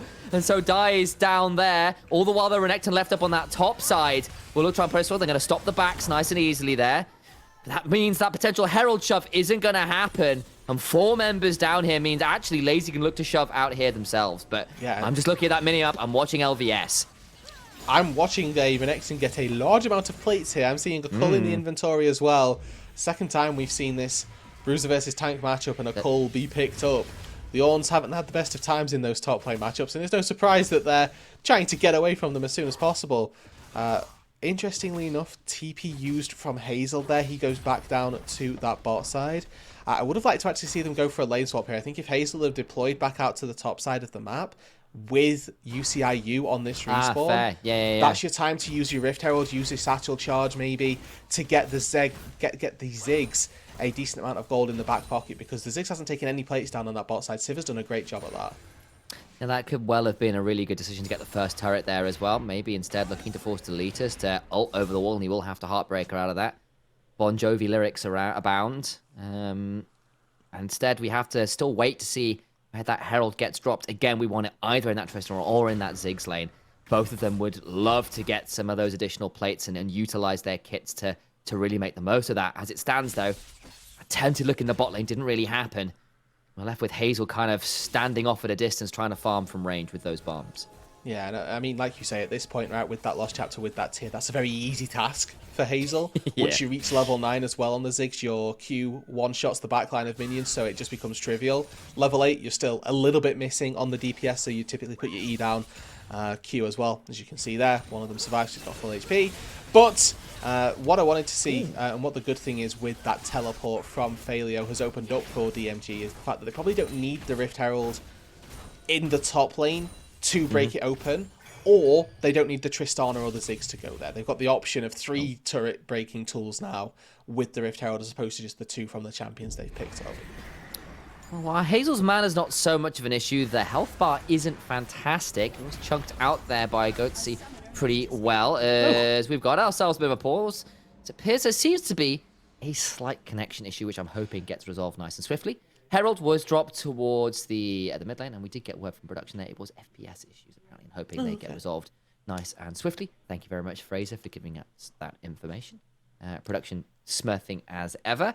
And that Herald did get dropped mid lane. Get a plate, not quite the second. Of course, Tristana puts a bomb down. It's already a second plate, nice and easy. But it's been an odd little game, this one. I think very clearly for me, Lazy and Life have known what they need to do to win this game, which is spend every waking moment in mid lane.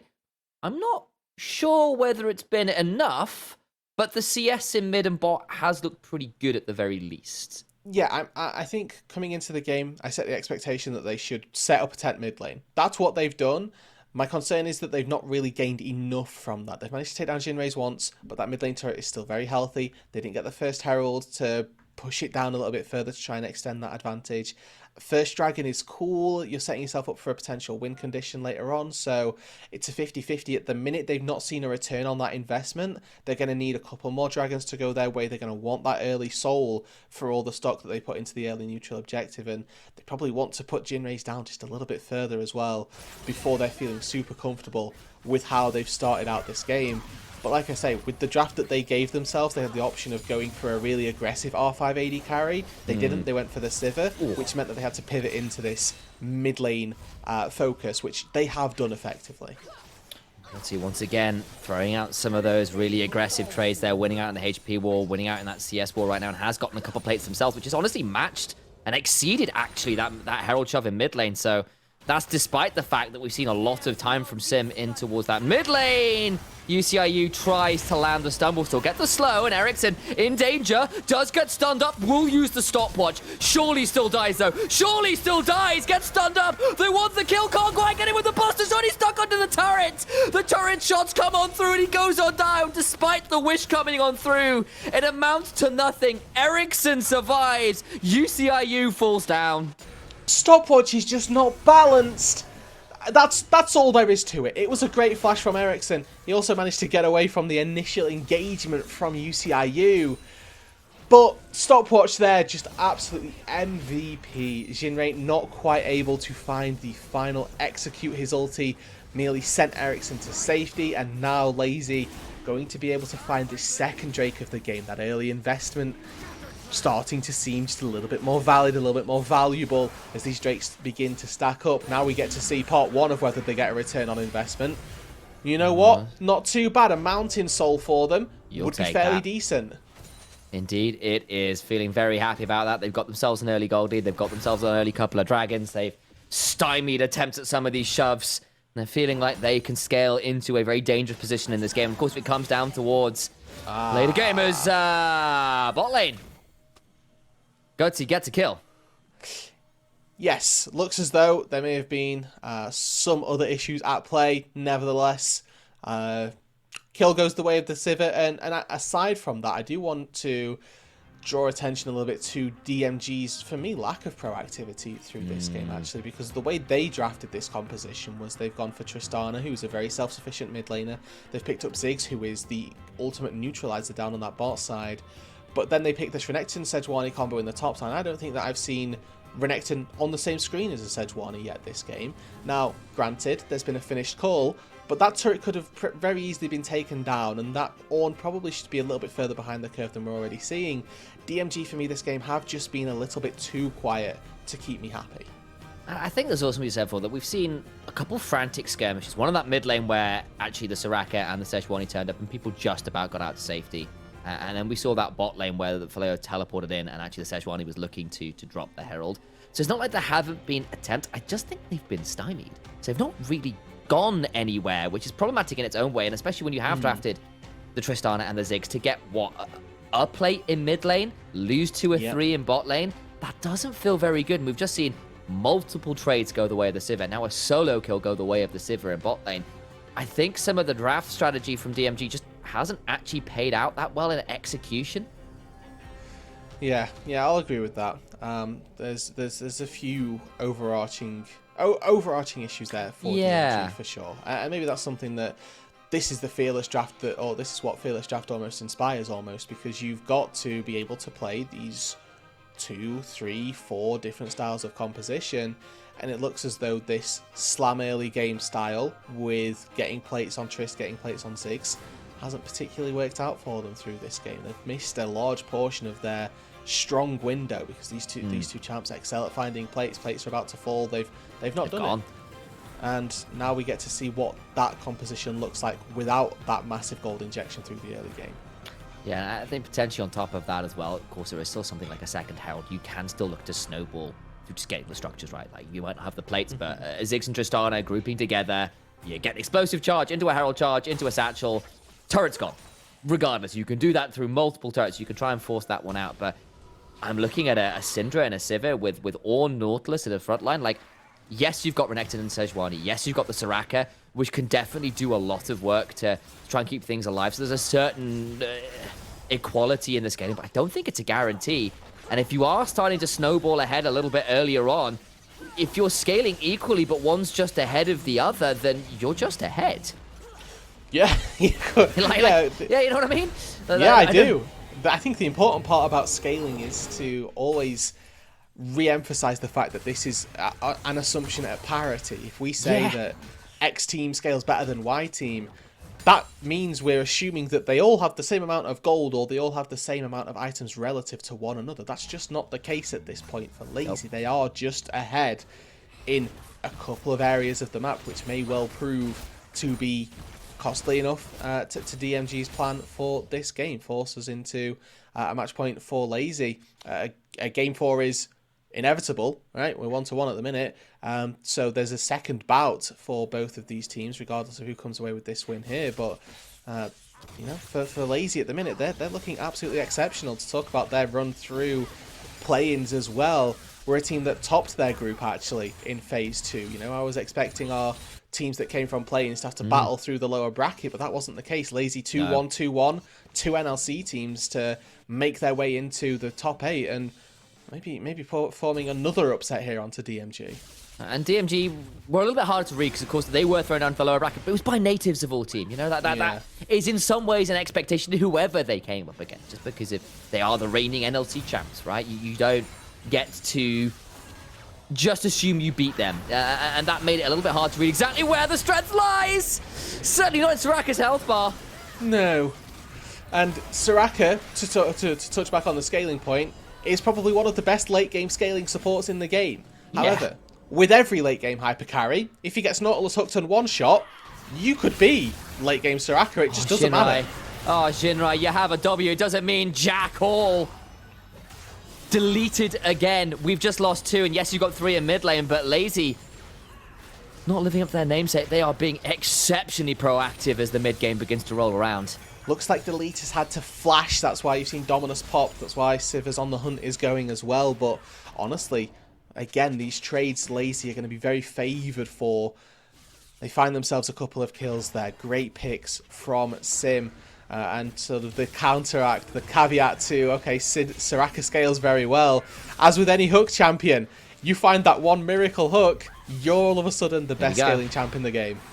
Civ is recalled. That leaves Ericsson alone here. They've come right back on in, and they're going to do this again. Teleport's coming on through, but that's going to be pretty damn bold, I think. Over they come. Big amount of damage. They just need a satchel to end this, but they can't quite get there in time. UCIU will knock up Faleo to prevent the Call of the Forge God coming on through, but does have to flash back out. Hazel, I don't think, could quite get in range for the satchel. Yeah, I didn't want to risk being picked off by that Call of the Forge God. The good thing is, Ziggs no longer leads minions to take that turret. Can maybe find a pocket of vision, work his way in there. Gonna try and start changing on through. It's got a Triforce, doing a lot of damage. Hazel down to about 20% HP as those ricochets just flies on through. But now there's a Wish and Delete is in danger. Turret in mid lane still falls though, and that just means Lazy turn the play around and teleport themselves into mid lane, and they're the ones that come away with the turret. LVS has Dominus up, so Ericsson stepping up to this Renekton isn't going to be too easy. He has, however, got the backup of Faleo. Fairly far, I will say. It looks like there's just a turret taken, and Ericsson's more than happy to accept that. That's 80 stacks, so that's the E upgrade. 100 going to be the execute on the ulti. 120, that bonus AP secured as a percentage. We've got 30 seconds on this Dragon. Expectation for me is that Lazy are more than happy to pick this one up if DMG fancy themselves a fight. I think they're going to be hard-pressed to find an advantage from it. And I will always rate anybody with an execute into things like Soraka, because people's HP bars are often played around going low. If you can make execute a possibility, that threshold to play safely with Soraka just gets that little bit narrower. And when you can start popping someone like Hazel, popping someone like Jinrai, even through a Wish, it starts to get pretty tricky to play out some of those mid games if that Syndra gets very, very scary. Of course, not quite there yet. And Dragon number 3 on the cards for Lazy, and just no room for DMG to even consider contesting. Instead, they will finally get themselves an objective bounty with a satchel in mid lane to claim that tier 1. Alright, so start the stopwatch, everybody. 5-minute countdown until a point where DMG will need to fight. Let's take a look at the difference in your gold as well. Those carries, importantly, all the gold is in the right place for Lazy. Mid lane differential about a needlessly large rods amount. Bot lane, roughly 1700. A BF sword and some change there. The difference between our carries. Lazy, they've got the advantage in the right spots, and we talked about this in the draft. Yes, there's a 1500 gold lead for the Renekton in the top lane, but Ornn's going to do Ornn things regardless of the amount of gold that he's got. Press call the Forge God, job equals done for Failio. And that is something we said, right? Like, the efficiency of a champion with gold is very different. Failio will be efficient with the gold they have in the Renekton. Having a lead is nice, but that's not the win condition this game. The Tristana, the Ziggs were the win conditions, and they are significantly behind this game. Now, that said, I've had Renekton coming out of the top lane, looking at the tool, or looking at the carries that he has to take down. There are more difficult carries to take down than a Sivir as a Renekton. Syndra. Yeah. It's tricky, but is immobile, so it's doable. A good flash. Yeah, exactly. Is all you need. That will be the key, won't it? Can you get onto some of these key members, and can you do it safely through the Nautilus? Excuse me. Through the Ornn, and hell, even through the Viego, right? You dive too deep in a Viego, just steals your body and turns you right back around. It's always a risk running a dive comp into a Viego. He does love to play into those scenarios where he can begin to turn around some of those over-eager engages. As it stands, the game will stall and come to a slightly quieter moment, at least for a couple minutes. Baron's alive, Soul in 3 minutes. Both of these teams actually going to be fairly happy to try and take these team fights. Elements of resets on both sides, right? You've got Jinray, who's got that rocket jump to try and chase forward, find a couple more kills. Lazy, they've got not just the resets with Viego, but also the Sivir on the hunt getting refreshed on cooldown or on takedown as well. The ability to chase for both of these compositions when they find that first kill. Definitely something to keep our eye on. So they can find it going to be fairly important. Maybe this is the pick they're looking for. Deletus gets away though! LVS tries to get to the backside, will finally pick off the Viego when he's dead. But look at the other side, Ericsson has managed to come on in here, get some damage down as the Call of the Forge God is summoned. Trying to get onto LVS, who will flash away and use that Cull the Meat to try and stay alive on the other side as UCIU keeps Syndra away. The health bars are kind of low, but you've always got the Soraka. You get a pick, you get on out. DMG find one. Nothing more. Quiet. A little pick there, just signs of life for DMG. Means that they can go and get a little bit of gold in their pocket, but it doesn't turn the game miraculously back into their favour. A little replay of how all of this started up. It's Deletus getting a bit too big for his britches, unfortunately, stepping up to a ward that didn't really have purpose going on to. And again, LVS, I think the first sort of time we've seen them group up with the team, manages to find a kill. Shout out that satchel as well from Hazel, keeps his Renekton just safe enough, or just safe enough rather. Claims the kill as well. Up. It does, yeah. And that's the shutdown goal going away of Hazel, which is much needed to get that second item complete, because one of the big problems right now, it's 1:30 until this next Drake, and you're an item behind in mid lane. That is not what you like to see. You've got a Navori upgrade plus the last Whisper in for Goatsy, and those are pretty significant components, even if it's not a full completion. And being down that completed item, particularly in mid lane, is gonna sting when this fight is coming up and is oh so important. And I don't think there could be a better example of what you talked about through the early game, right? This Tristana did not find plays, and as such found herself in mid-game homelessness territory because we're waiting for that BF sword, and in the mid-game gold just a little bit harder to come by. These turrets are down, you can't catch as many waves as safely, specifically on the Tristana, where your passive pushes waves for you. Freezing not an option. Jinray trying to work his way towards BF, toward Navori. It's going to be very difficult. Your reset timer is now if you want that for the Drake. 40 seconds on the Soul spawning, and he's not going to have Navori. It's all on Hazel, really, as this carry of parity, really, to take a fight. Does have teleport, so maybe you can play around that. In fact, you've got triple teleport, plus a Soraka, so your ability to reset a fight if you get chunked to pull back out and try again is definitely an option, but they're going to just jump onto the Soraka, who turns around. The Call of the Forge God doesn't get as much damage down as they're hoping for. The stun is decent, though. DCIU gets knocked into the air alongside Jinrai, but there is a big heal. Stopping things around as LVS will go over the wall, get the stun onto the Nautilus, who will go down. They try the engage, and they don't make it stick. Soraka just brings them all back from the brink. You have to find that first kill as Lazy, or as you say, Soraka is going to do an unholy amount of healing. Everybody on DMG is full HP. And I can't tell you quite how. Looks like Soraka is just getting the insane amount of value that we knew she would, and Moonstone Renewer online. You've coaxed through that early game where the Nautilus is going to be a real threat for you. Do like this from Lazy. Their idea to try and pick somebody off, specifically the Soraka, probably the best target. And take her down early on, that's going to be great. But enough disruption caused by UCIU, by Jinrei in that front line meant that Ericsson couldn't pass by. Gotzi couldn't get in to deal any damage whatsoever. The Sivir there, unfortunately, just an ulti bot.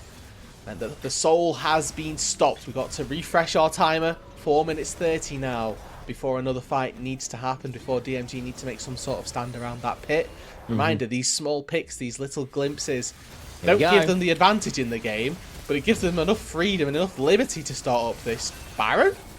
We're going to try and make this one happen. This could be a bit of a flip. Ice Melberg is in the air. Deletus is around. Maybe they're just looking to turn this one out. They are looking to see whether just a little bit of a Baron DPS check might be useful. Fleo taking a bit low, gets knocked out of his charge away. That might be risky. Taking out a half HP. The minefield comes on down. Out comes the Dominus as well. They're looking to see whether this could be turned around. The Scandal Week is decent. LBS low. Remember, there's still a wish. That's a big Mega Inferno Bond. But they still get the kill. Top lane is secured. And the body now being worn by Viego. They don't find too much more. They get a little bit too eager in that turnaround and get punished for it. Yeah, the wish was actually just a couple seconds up off cooldown. He's now ready, but wasn't, crucially, for when the Renekton was under fire. Deletus might have to flash over this wall here unless the rest of the team can get in. It's going to be a one-way trip out if he wants to burn that flash, but the rest of the squad... He's just sitting there. They're just leaving him. He just gets to stand there. Wait, no. Baron's about to do him in. Baron's about to do him in. That's a flash away. Now they can look about doing this anyway. They've got a little too eager. The wish is evidence too late. That's a jungler down. Now Stella gets flashed. And the staggering blows from Nautilus lock her down. There is no healing because her ankles have been broken. And now Hazel dies as well. Oh, DMG. It's a mess. And Jinrei just wasn't a part of that fight. You can see the difference that this makes. He's channeling in his... in his stealth. He doesn't know. Ooh. Can't find him, but now into the Baron they can look to make this happen. They're gonna have to back away. He cannot kill the Viego. Baron secured, kills secured, Lazy large and in charge. And with a Baron buff that is going to last 3 minutes, and then the Mountain Soul which spawns in 2 minutes 30, those timers could not be better synergized. Take a look at how all of this started. It starts with Deletus. Just the ultimate bait here. Walks over a Ziggs bomb, tanks a couple Baron autos, and all of a sudden, the rest of the team are there. They're ready to respond. A flash auto from Sim takes down the Soraka. And Deletus here, I mean, playing on fumes of a Viego health bar. Very careful with positioning as well. I like that. As soon as he took the soul, took the body, didn't step, knew that there was a Ziggs minefield still lurking around and didn't want to accidentally step on that. We'll call attention to our build paths for Lazy. We do finally have some anti-healing. The Thornmail finished for Faleo. And more importantly for me, the Executioner's Calling for Gotzi. It's a very easy, very good item to pick up for a Sivir. Is applied exceptionally well onto DMG. Exceptionally valuably when you've got the Soraka and the Renekton with a Gore Drinker, and then of course, you know, AD carriers healing behind that one, your Radiant Virtue. There's just so much healing. You're gonna need that anti-heal somewhere in the build. I think Sivir with those 3 items complete now can now look towards that luxury item and feel a lot happier about where they are in the game. Got ourselves a minute until Soul, but for now the siege continues. They're gonna pin DMG back in the base and make entering the river, entering their own jungle, a real trial to overcome. It's not like Lazy scale awfully either. Right? We talked about the Soraka and her scaling, but you know, Syndra late game, very, very good. Teddy stalled 96 minutes versus SKT on this Sivir champion. I remember that. Like that, this champ also goes absolutely crazy when they've got items, and as you mentioned, I love the use of luxury item here because it's exactly what it is for Gotzi. He got those 3 items, has gone, okay, I do damage now. What do I need to round out the build path? How do we win this game outside of my DPS? And you know, the idea of Executioner's Calling plus a Vamp Scepter is the most well spent 700 gold that I think we could have seen from Gotzi here. I think you've also got to point out that there's a Masterwork item upgrade for Liandry's and Navori, so even stopping off for the luxury item, it's not delaying your damage that much anyway, because you've got some really critical items there coming on through at the 3 item mark plus the upgrades. Scary indeed. A Triforce just got upgraded as well, that Trinity Fusion in him, available for Viego, so beginning to feel pretty tricky for DMG. Drake about to spawn, 2 seconds on that one, and importantly, look at Snyla's HP already fairly low, has given a lot of health out already from the initial poke. The Drake has been started. Items in favor of Lazy, gold in favor as well. Has to be a steal. Down to 3,000 HP. The ult goes wide. There is no prison for the glacial option as Hazel forced away on next to no HP. There's just nothing to be done. They get flashed on. A Bellow's breath comes on through and they are being forged into a memorial statue. Goatsy flashes on forward for a double kill. Over the wall goes LVS to at least get one back. But that is the silverest of lightnings. And they're praying for silver scrapes at this point for game 2. Game 2 win, rather, will be going the way of Lazy. 2-1, liking like the score as we go back to this replay. UCIU not having the success on these glacial prisons, unfortunately. Goes forward, he's looking for Deletus, but he's just slippery enough there. Able to find his way out. And LVS very late to this play. Yeah, we don't have time for the replay, unfortunately, because the game is done. Game, set, not quite matched. They are at the game point, though. One more would do it for Lazy. One more would be an upset. One more would make me right in the predictions, and isn't that the most important thing to think about? DMG kind of put to the sword here as Lazy come alive over these last 2 games. But importantly, to my prediction, you can't win a series 3-2 if you don't lose 2 games. DMG, they've checked off. They've checked off part 1. There we go. Lost Big 2 games. Stuff. Now we can win the series 3-2. Keep Rudu's predictions on point. But for Lazy, again, starting out a little bit weaker here in this game. And I think that this has been a bit of a trend with their wins, is that they take a little bit of time to find their advantage. But once they get it, just absolutely meticulous with how they close out. And I think as well, we've got to give serious credit just for some of the individual prowess we've seen, like big leads individually in that bot lane, big leads actually from that mid lane with a group effort. And we come to fights like this, like how many people are 2 levels down from DMG right now? They come into this fight so far behind. Just watch Hazel's HP bar. Yeah, again, we're seeing this notion of tank, of person who should have health, of really anything that is just being completely taken apart. Yeah, that's Sivir gaming for you. I think 3 levels down, I saw there. Yeah. Versus a Sivir as well, it's so easy to lose out on levels because she just absorbs waves, absorbs camps, absorbs anything so quickly. Trying to keep pace with a Sivir can actually be very difficult, and unfortunately, it really didn't look like that happened. Gotsy, again, exceptional. Because they spent the majority of that laning phase, it's important to remember. At the very least, 1 versus 1, and in certain situations, 1v2 as well, because that Nautilus may well have been allocated the support role and is typically supposed to go into the bot lane, but was just not there at all. What a huge, huge game from Lazy. From individual performances to just turning up in mid lane with absolutely everybody for about 30 seconds at a time. Either way, though, we're going to go away for a little longer than 30 seconds. We've got a quick break to go to. When we come back, we'll find out whether Lazy can close out this series or DMG can bring us to silver scrapes. Don't go anywhere, and we'll find out after the break.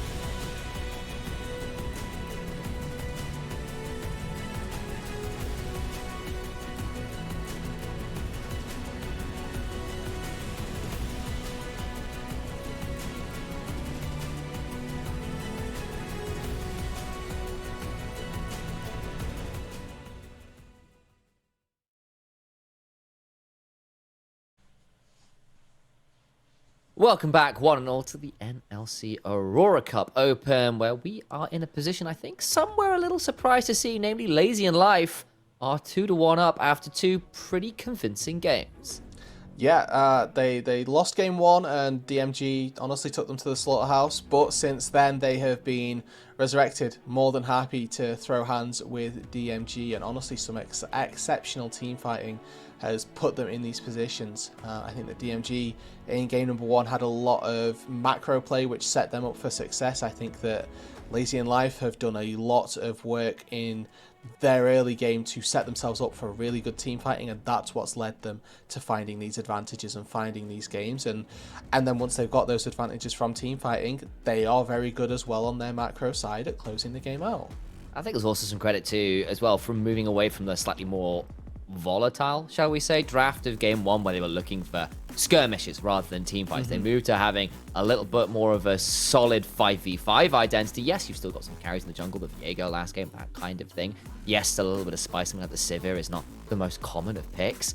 But even so, it does feel like that slight shift to something a little bit more stable, a little bit more easy to execute, I guess, has proven a great option for Lazy and Life. And now they find themselves up at that series point, looking to make sure we don't get towards silver scrapes, looking to make sure that Fearless Draft isn't going to leave them scraping the bottom of the barrel here, because another game's draft go through and you begin to really run out of options with bans and the picks you've already used beforehand. Yes, and that's obviously the beauty of why we quite enjoy a game 5 if we were able to see a blind pick. I know. That would be something. I think I have never casted a blind pick game of League of Legends. I don't know if you have either, but it'd certainly be something to write home about. To say Lazy and Life have started out strong, I mean, they've already bested a group that contained both Nord and Venom Crest, so have taken down NLC teams already through this bracket. Didn't have to take down Nord. They were actually not waiting for them in the upper bracket, but nevertheless, a decent enough showing from Lazy and Life already to really make a statement in these games. I'm looking at this as well, and I'm saying they're getting rid of the Tristan now. It didn't work for Jinrai, but they can't afford to give it up to Ericsson, and seeing that pick go through, they've got rid of the Talia as well as something that's strong. There is no Syndra available now for either side. I wonder whether we might see an Orianna ban here as well, because that might be a Jinrai look, or maybe they go back towards something a little bit more comfortable. I'm imagining this ban is still going to be this Jarvan last ban. You just don't want to give it up. It's a lot of mid lane focus, though, from DMG. 3 top-tier picks just straight off the board. Yeah, and I mean, I'm not sure if they're setting up for something or if they're just aware that there's now effectively 6 mid laners banned away from Ericsson because of the element of Fearless Draft. Can't go for the Azir, Ori, or the Syndra. You've then got rid of the Talia, Tristana, and the Jace as well. So Ericsson expected to be on something a little lower down in that champion pool.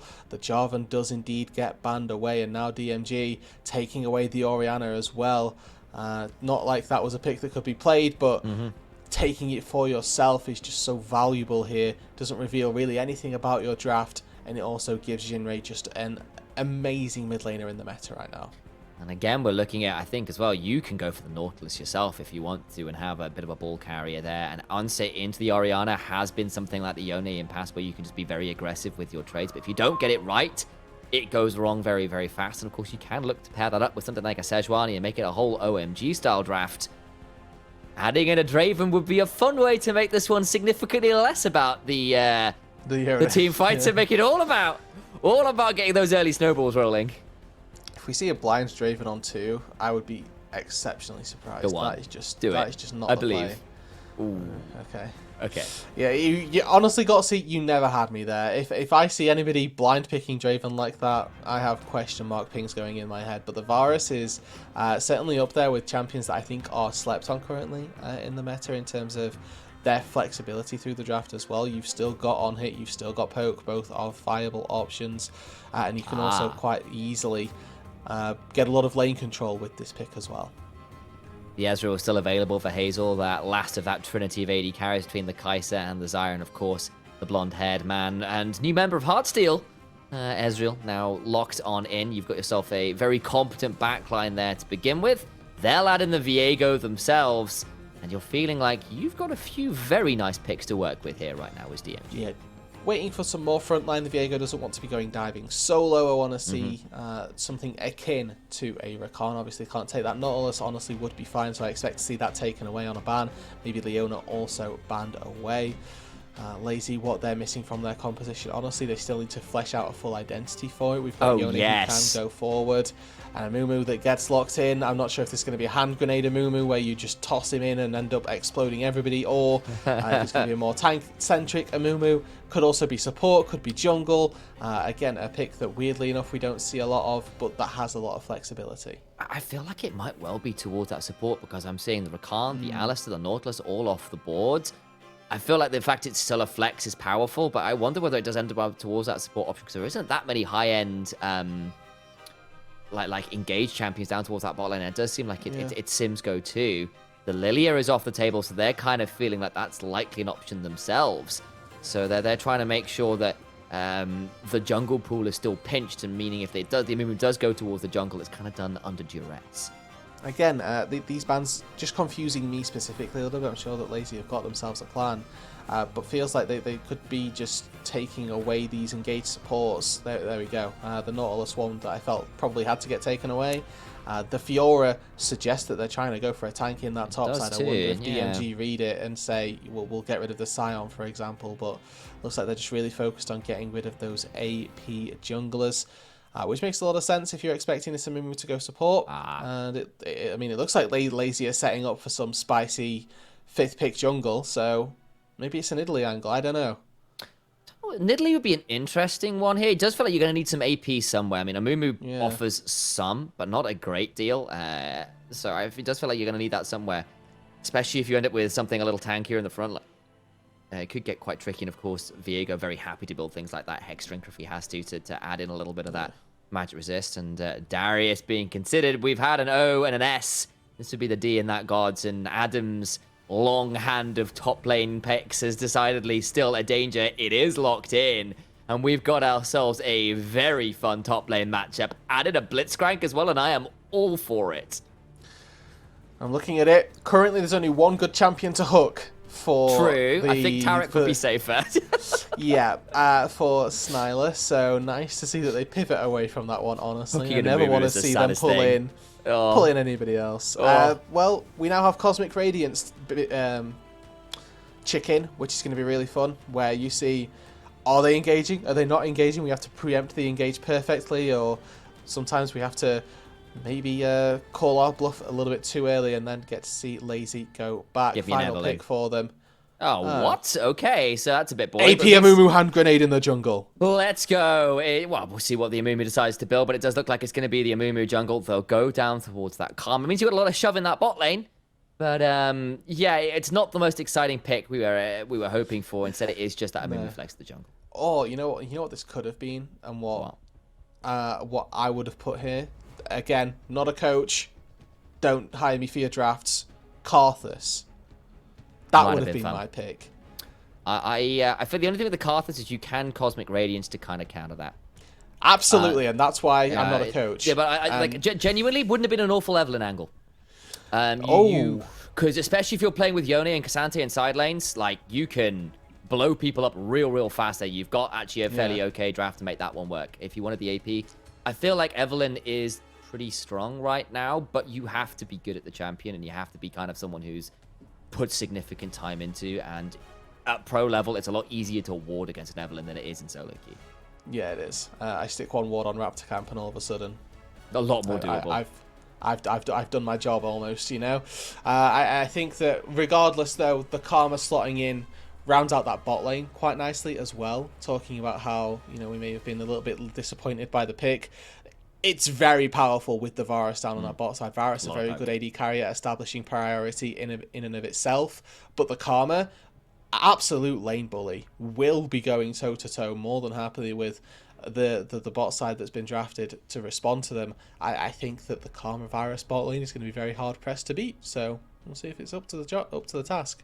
We'll keep our eyes on it for certain, and I do agree that shove is going to be pretty ridiculous, and it's just a little bit more lane priority to facilitate what you're looking to do with the game. And I think often we saw, I had my worries about this the last game, actually. Was like, look, you've got a Viego, but you're into a Tristana, you're into a Ziggs. Renekton should have topside. This Viego could end up actually being a bit stifled in their own jungle. It just never happened. So, you know, there is a world where, again, that this Viego might end up with more freedom than anticipated. And if you've got the shove, what it might do is defend the Amumu from the Viego this time around. And again, looking at the runes to try and sort of sniff out any AP Amumuage. It's Aftershock Amumu. I'm immediately less inclined to believe that this is going to be not Phase Rush. The tank, the full AP Amumu. No Dark Harvest is the important note. Oh yeah, true. I've ARAM Amumu. Let's go. I think the good thing is with Deletus this game is that he can still opt into a Demonic Embrace and then go Radiant Virtue afterwards. I'm expecting just a Maokai build. And yes, exactly that. That's how I foresee this build path going. Whether or not it's the case, obviously, remains to be seen. I feel like Abyssal Mask is also just really nice on Amumu. It is, but I mean, there's no magic damage to amplify is the thing. I mean, maybe you end up with the AP Varus and there is Karma. Just a thought. I don't know whether it actually will be that, but it just is a potential consideration of all the hybrid builds we've occasionally seen. I think AP Varus, this may be a hot take, but it's just the least fun thing to play against. Proper full AP Varus where you just get the blight stacks into the activated W proc is just... You just press R, if it lands, they die. If it doesn't land, you die, you know? Yep. It's very binary. Yeah. That's true. I love this actually from LVS to explain what's going on. Obviously, sacrificed 3 CS there, but actually tried to zone Failio away from the experience, which is much more important in these early lanes. I think he was successful with it with 1 melee creep having been felled, but obviously the majority of them picked up. So a little bit of a timer now for him to try and get aggressive with this level 2 hit. Oh, so brutal. If you want a really good example of this, I suggest you go back and look at I want to say 2021 spring or of DFM, where Ebby was doing this on set religiously. Like, it was absolutely brutal. I'm talking like 4 waves lost under tower because he would just refuse you access to it, and then you dive on it. It's like, okay, it's level 4 to level 1. You're dead. That whole wave's gone. Yes, I've dropped 10 CS. It doesn't matter. You've lost more. Yeah, and I think champions like Darius can definitely do that very, very aggressively. Just take the enemy top laner out of the game. I think if you get if you get a counter pick Senna, you can actually do that in bot lanes as well, which is absolutely terrifying. I did it to a Maokai earlier today, and I had a lot of fun. What you get to see, though, in that top side is a nice early recall as well for LVS. Pushes in that 3rd wave. The 4th one crashes under the turret as he channels that recall, so he's going to miss maybe 1 or 2 melee creeps, but gets to go back out to that top side without having a teleport to burn. He gets to use a bit of a timer to to pick up a long sword and make that top lane even easier for himself. Bot side, though, this poke is so obnoxious. Yes, you can get a little bit of healing from that Taric, but gems can only do so much to offer healing, and they're not helping out as much as you'd like. And as you said, the Darius gets the early shove, gets the reset without the teleport. Finding those windows is super important. Instead, you can maybe look to get something off Faleo here, who will need to be good with that Pathmaker or get a good flash. Well buffered. The apprehend leads to nothing. Now in the mid lane we go. Bandage toss #1 lands onto Jinrai, who is going to hit by the second one as well. And those bandages will not keep him alive. Is cleaved in half. And that watch is going to need some repairing. Clockwork ain't functioning no more. Yeah, if it's been a couple seasons since you've last seen an Amumu, the Q stacks, so you get 2 charges of it. Really well executed from Deletus. Means that he managed to find first blood in the mid lane. Did have to burn his flash on his entry back into the jungle. Looks like we got to see UTIU lurking on that Raptor wall just to try and catch that off guard. And already, this is just brutal. This is what the Karma 5th pick is offering for you. We talked about it being maybe a bit underwhelming, but it is doing a lot of work. It's allowing you to be so oppressive down here, especially when you know that UCIU was seen topside, was trying to help out LVS on that Darius. Gives you all the free reign you need to make sure this bot lane is just not going anywhere. Trapped under tower, being poked down to very minimal amount of HP. Hovering now. Here we go. Flash in for the stop, but there's just no HP. That's so damn risky. We'll make it a 1-for-1 though. Goatsy goes down. That means support for AD carry trade is probably still worthwhile. Very, very worthwhile for DMG here. Obviously, the AD carry going down means that Lazy don't end up with a lot of experience getting caught. I do think that Sim probably actually holds this wave and makes it actually not too bad in the long run. But obviously the kill going to the Ezreal going to allow for some more gold going back in that they probably hadn't got through the laning phase. Indeed, and Hazel gets to keep their summoners. Goatsy and Sim down a couple more. That's potentially very significant. And it does allow you to feel a bit better about a lane that was kind of just going religiously badly. And instead, we get a little bit of a rewriting of the scriptures down here. And what should have been a pretty straight dogmatic lane, where this goes exactly one way. Varus Karma shove in, as is written in this verse right here. And we know that's how it goes. Instead, you get at least something back. You are still now into a Dirk and a Tier. You have at least got the Sheen and the Tier yourself to start scaling back up yourself, but it's not as clean as you'd like. And instead, we head towards the river, where some more fights begin. Ericsson getting a bit of a chunk on here, and Sniller has got nowhere to go. Ericsson, though, potentially in a dangerous spot, still has the Q3, and he goes right back in with the Fate Seal, and Jinrai nowhere to go, does not have 6, so no shockwave, no hope. Ericsson ends up at 2-0-2. And just like that, Lazy once again team fighting. It's the skirmishing in the river that finds them this advantage. A little bit overzealous, it looked like, from UCIU to start up that Drake, and Lazy capitalized, collapse perfectly. Dinging level 6 for Ericsson means that he can turn that fight back around, and the Karma shielding, again, in these skirmishes is just so valuable to keep yourself alive. 0-2 in that mid lane now. We know Jinrai took this pick very early into the draft, and Ericsson had the counter, but now Hazel's looking, sniping him down. Gonna try and punish this. They're all very low. Gonna try and get something. Over the wall he goes. Tries to get one back, and they do at least get one. How the hell is Sim still alive? How the hell is Delita still alive? Stiller wants to give this up to Jinrai if they can help it. UCIU does get Goatsy, who flashes there and does not survive. Delita's nowhere to go, is being donated. The command protect into the dissonance allows for that kill. Sim still alive. Will be a 1-for-2 in the end. Yeah, showdown on the bot side there. UCIU possessed the virus and just started charging up in the face of Sim. Managed to dodge out on that one, and a disaster struck in the top side as well. LVS, who should be winning this top lane matchup unequivocally, got solo killed. This is the replay of quite how it happened. You can see ulti used there, and Failio's just so healthy, but there's no mana on LVS. More than happy for Failio to just ulti over the wall. I'll take this fight every day of the week if you've got no mana. And what looked pretty good for the Darius there to begin with looks a lot more alarming when you realize there just wasn't the resources to continue that trade. And K'Sante punishes. K'Sante gets the kill. Darius feeling a little sheepish in the top lane. You can see through the build paths as well that this lane is not going to get any better for LVS for a long time. He's delayed his first mythic by going for tier 2 boots, where Failio very close already to having completed that Iceborne Gauntlet. Chain Vest already picked up. You've got the Sheen in the inventory as well. Ruby Crystal toward the health component. It's not going to be too long before you're just obliterating the Darius in trades. And I know that Darius base damages are pretty good. I know that tier 2 boots and Darius are really nice to be able to deal with the spacing that can sometimes punish them, but it does feel pretty rough right now having lost that solo kill. Maybe they're on a 1v2 over here, can cause some trouble. Gets out to the side of that renewal. Has popped the ghost, but can't punish that much further.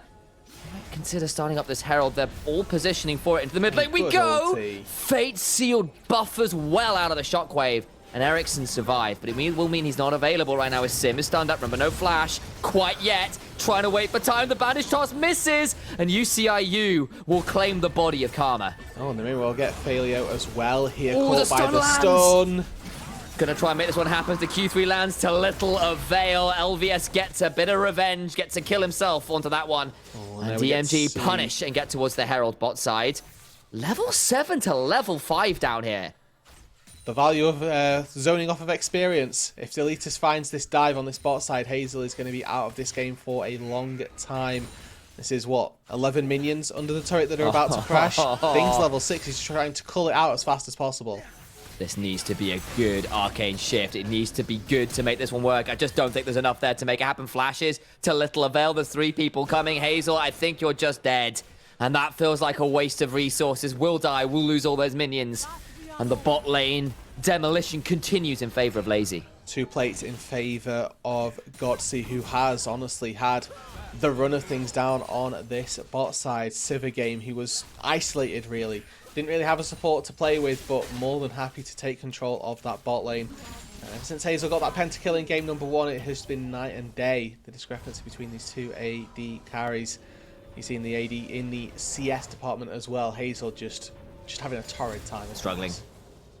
Yeah, that's 5 CS a minute in a bot lane. That's not what you need to see. And yes, it's a rough lane. Yes, it wasn't the cleanest attempt at breaking that earlier on by UCIU, but this is still rough to witness. Now, back to lane comes Godsey with an Eclipse. That's going to sting really hard into this Ezreal, who is levels down, not going to be putting anything tanky at all for a long, long time. No, and I think that the most important part about this is and how we're going to be able to tell how bad this AD carry matchup is going is how close they are in tier stacks. No surprise to anyone that Ezreal stacks a tier far faster than Avarus, but the fact that Godsey is just going to have access to using his spells as easily almost as the Ezreal is going to be really telling. And if that Manamune gets finished fairly soon, auto attacks begin to stack it up as well, and we may well see these two AD carries hit those breakpoints at roughly the same timing, and maybe even earlier, honestly, just because of the amount of gold that Godsey has. That'll be something to keep our eyes on for sure. And Viego at least doing well. 2-1 and 3 has gone towards that Divine Sundering, kind of aware that may need to be a little bit more of that front line and deal with some of these tankier, bruisery members themselves, so I can understand the decision there. And now the attempt to break the bot lane, and even through the invisibility, they'll land that R, and now the turnaround can begin. No chance for the Cosmic Radiance to come on through. The stars were ill omens all along. Snilla is dead. Godsey gets that one. I really love that fight from Lazy down on the bot side. Just the micro of how Deletus and Sim played that. Deletus comes on in, lands a double Curse of the Sad Mummy, but also recognizing the pathing from Snilla there. The way he's walking, he knows he has flash to get over that wall, so gets that bandage toss off almost immediately. God. Oh boy, look for one more auto, and it's just dead in the mid lane. There's no time, they're going back towards the bot side. Hazel, dead again, and it is absolutely collapsing now. The wheels have come off. It's a car crash, and it's not even in slow motion. Blind pick may not even be needed. A 3-1 is looking increasingly more likely for Lazy and the crew. Very strong start. Let's see if they can continue to close this one out.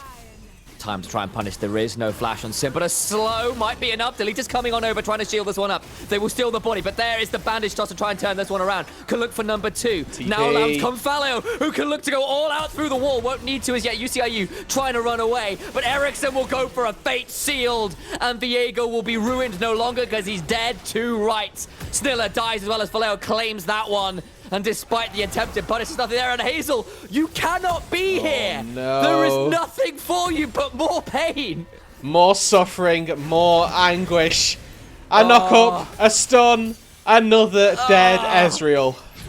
Fear leads to anger. Anger leads to pain. No. Pain leads to suffering. I've messed up that Sith pathway, whatever it is. Fear leads to anger. That's the way it is.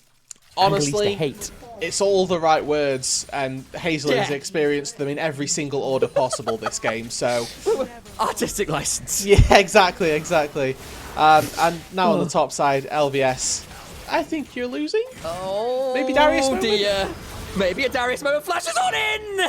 And the Noxian Guillotine comes off at the hinges, and Ericsson decides that the katana is mightier than the axe. Quite rightly so. He's got 2 of them. And he's got this a Kraken is an anime Slayer. show now. Yeah. Okay, that's fair. You know what? So it's like, you know, I cast gun. Is this what happened there? Oh no, the chains of corruption are landed, and this the only thing being corrupted is my hopes and dreams. It's painful to watch.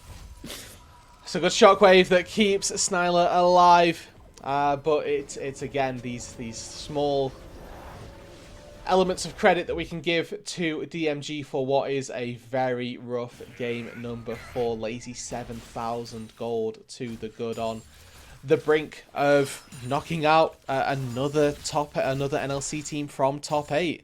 You know, making it to the quarterfinals was one thing, but for a play-ins team to make it to semi-finals of the Aurora Cup, you know, take note. For me, at least, the names on this roster. Ericsson, obviously familiar, tenured almost in the region, but Godsey, Shim, Faleo, Deletus, all up-and-coming names who, if they make it to top 4 of the Aurora Cup, you need to keep your eyes on. Indeed, we will, and it is refreshing to see I think especially considering what this is all about is towards the bot lane we go, DMG. Not even want to go quietly into the night. They're going to try and get the Cosmic Radiance down. Can't land that Q3 and so will fall. A very close run thing there. That Q landed. Sneller would have gone down. It would have been a 1-for-1, but 1-for-1 all the same. Shutdown does go over to UCIU, so all of the gold really has been stockpiled into this Viego, and an extra sort of 700, 800 gold from that shutdown is going to do him the world of good. We would have liked to see it on Hazel, on Jinray, who have really struggled so far this game, as even splitting farm in the mid lane. Oh no, not again.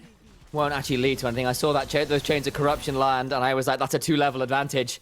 A lot of items. That Ezreal might not have been long for the world. Managed to buffer well enough away with the arcane shift. Fortunately was able, and obviously without that cleanse available, as it has been pretty much used on cooldown, would have almost spelled certain doom, I'm going to be honest. But nevertheless, with the Herald having been started by DMG, we quickly realised that they'd have to back off. Taking these fights isn't really easy for them.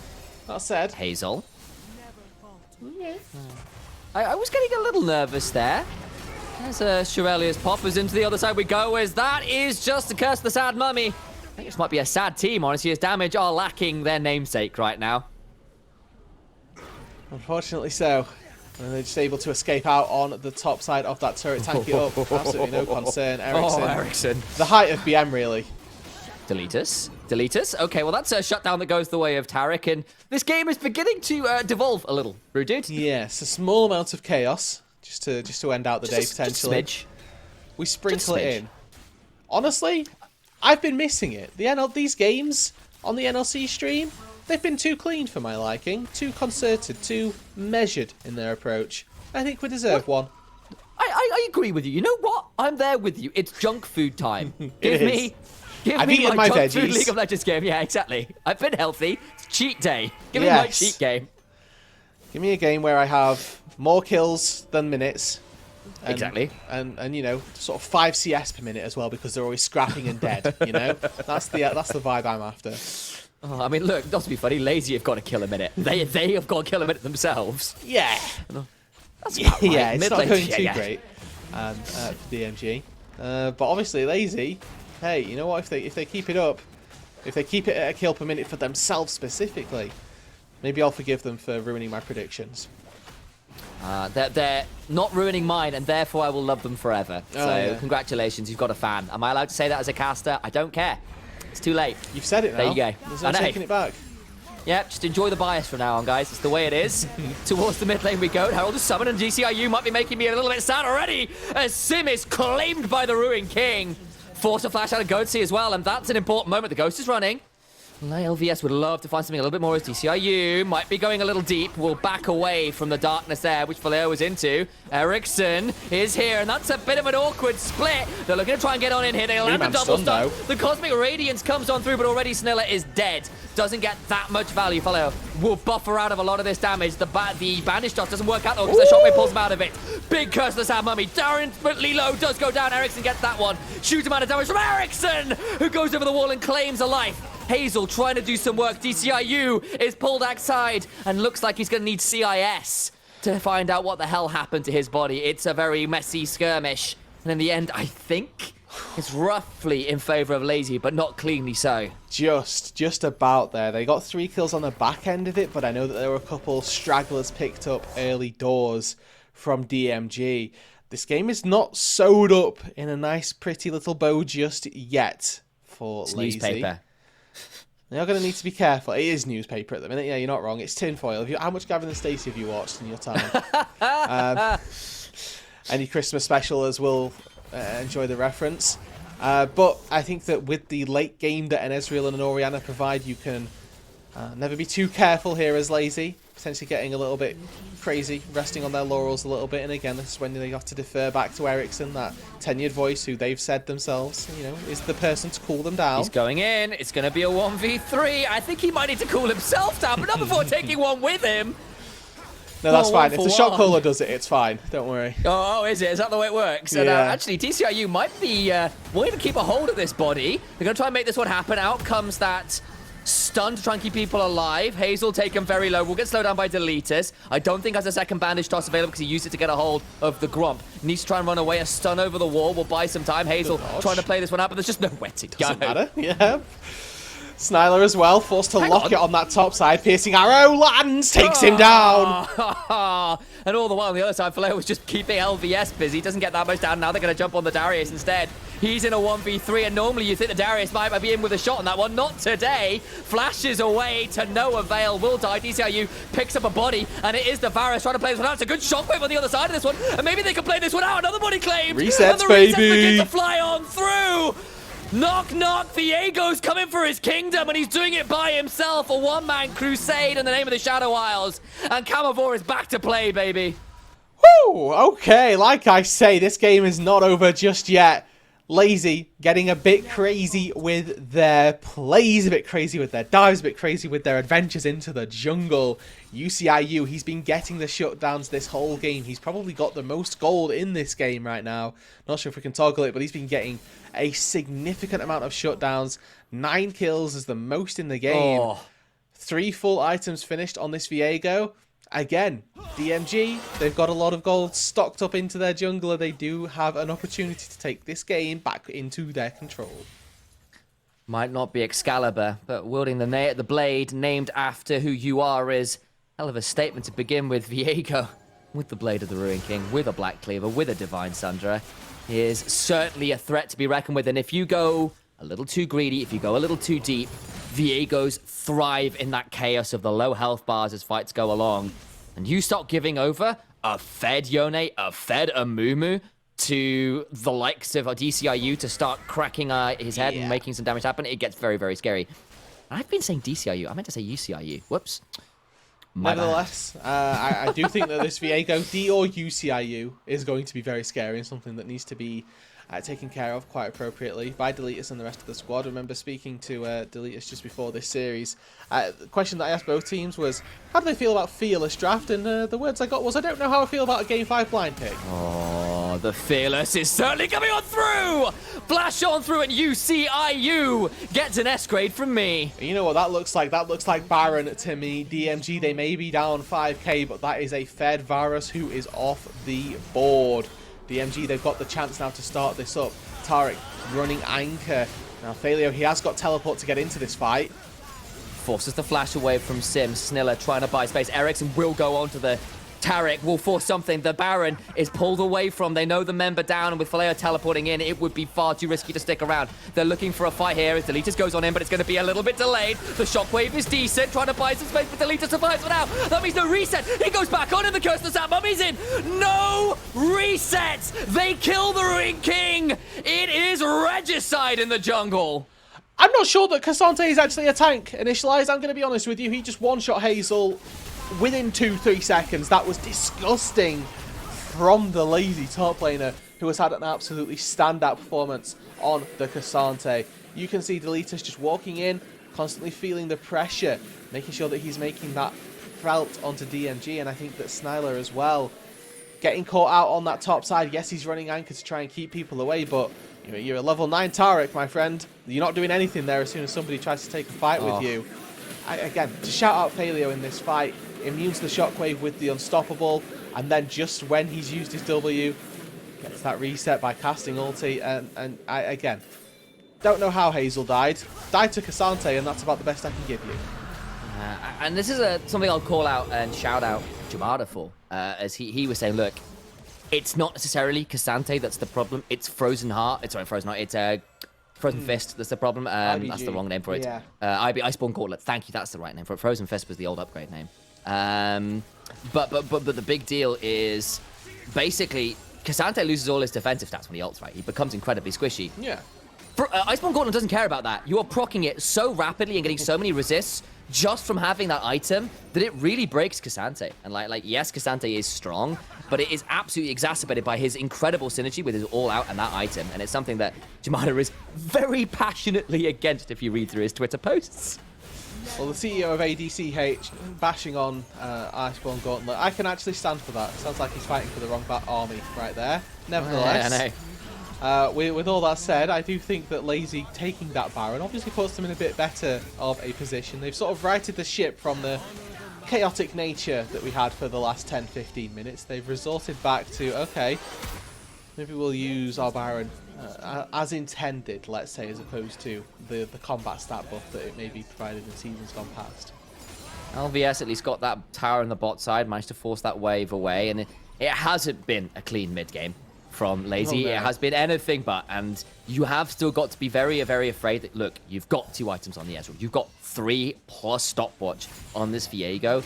You go too deep, I don't care how much gold you have, you're not staying alive through that burst, as particularly Goatsy. If it goes wrong, Hullbreaker picked up for Ericsson to try and allow him to play out those 1vx scenarios a bit better, and into another fight we go. The Cosmic Radiance comes on now, but that was a stopwatch as well. That's a lot burned there, and they don't get anything for it. And now Ericsson comes on in, looking to get something. Won't find as much as they were hoping for. Shockwave! Still goes down. The Shockwave is good, but no one dies. Hazel trying to get something at the back end of it. They can't quite get it. True Shot Barrage in a few seconds. Keeps your eyes on it. He might not get any time for it. It's a 1-for-1, though, as Ericsson does fall to Darius. Buffered away, gets all out in. Will try and get something, but cannot get the dime. The shields have to be good because the bleed is strong. But in the end, it is still Lazy that just about survive. UCIU is back, though. No ult, but it's still a threat. They cannot shove further with this Baron, and they need to back away. Yeah, so many blinking low health bars. Heartbreaker's not available, or Sim would have certainly been taken down there, and who knows where the reset train would have ended off of that one. But again, Lazy coming out on top. These team fights going their way. They take the tier 2 in the mid lane. They have now broken every single structure outside of DMG's base and can look to now, with the next Baron, secure themselves purchase into DMG's structures. Hold on to your seat. It was supposed to be a done deal. It is still supposed to be a done deal. Look at the gold. Look at the soul. Look at pretty much any metric you care to look at, the fact that Elder spawns in 3 minutes. And yet, you still wonder with how close some of these fights have gone, don't you? Yeah, you do. You look at everything, every possible metric, as you mentioned, is in favour of Lazy. But there's that part of you who's been watching this game that goes, DMG might still win this. And there's no reason for us to believe that other than the courses of events that we've seen take place. If you didn't watch this game, you wouldn't think that Lazy were, you know, still battling for their lives to find this win. Honestly, I still think they are. Ericsson is only 1,000 gold ahead of the most fed member of DMG. The problem comes when we looked for who's the next most fed member of DMG. UCIU has got a 4,000 gold lead on anybody on his own team. Don't get me wrong, you're still going to be doing some work here as Jinrai, as Hazel, but it's just not been easy, and you are relying on UCIU to become that incredible Herculean 1v9 hero. I suppose monster, if you're a Lazy fan at this point. They have spotted them again. Gonna try and turn this one around, but Taric at this point of the game getting increasingly scary, but Viego's down! Viego is down! That was the key member! The king is dead! Long live Lazy! They are looking like they're going forward to the semi-finals. They found the pick they were looking for.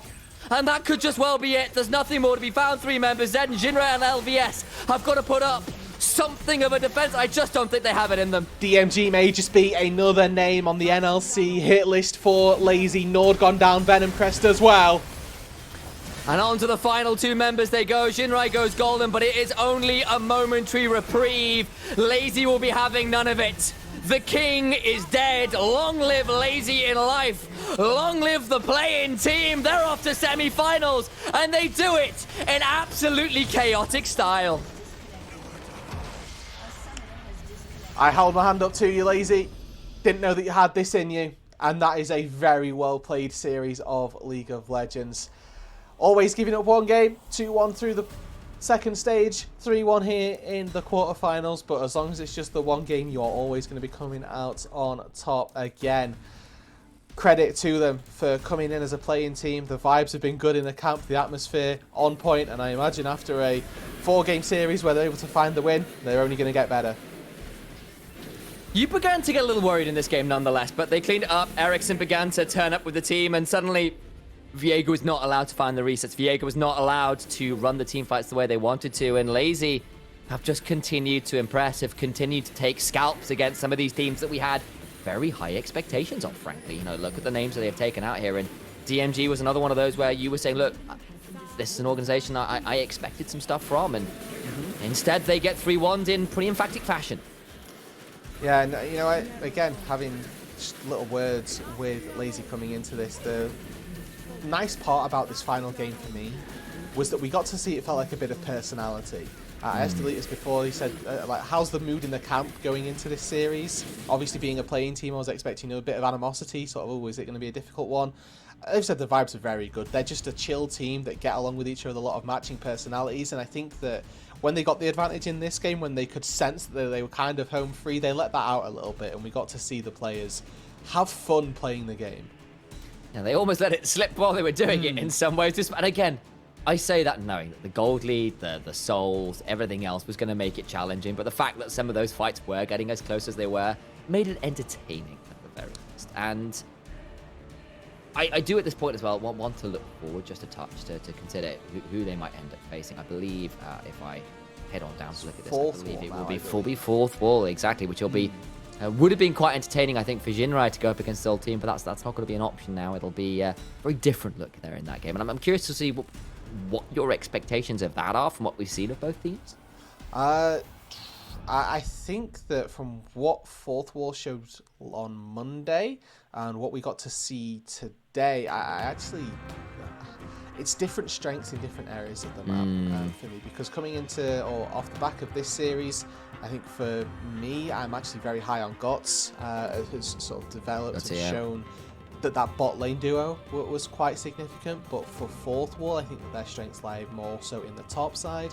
I would also put a lot of emphasis on Phalo and how well they played out that Cassante specifically in the last game as well.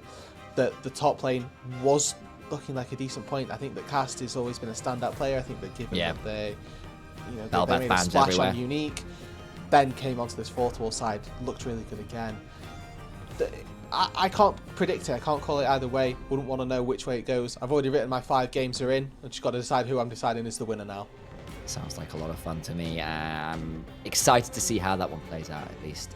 It's just waiting here on confirmation on things like the interview, which we are just waiting on, guys. We have got a little bit more time to break this down as it is. And I actually want to take a moment here to shout out DMG, who I think particularly game 1 looked really good. We saw some moments of brilliance from this team, and I think they're going to be frustrating. Because I think particularly game 3, where they let that kind of early game fall away from what they were hoping for, it's going to be a frustration.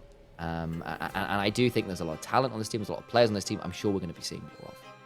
Yeah, and also to give them the praise that they've been given, right? They managed to make their way through the second stage as well. Teams before them, other NLC organizations, been knocked out in stage 2, weren't able to make it through that group stage, and here they felt, fourth wall waiting in the semis rather for Lazy, but DMG in this best of 5 showed us signs of life, shows us some sparks, some glimmers that we could definitely look forward to in future tournaments. So a couple of really good positives to take away as well.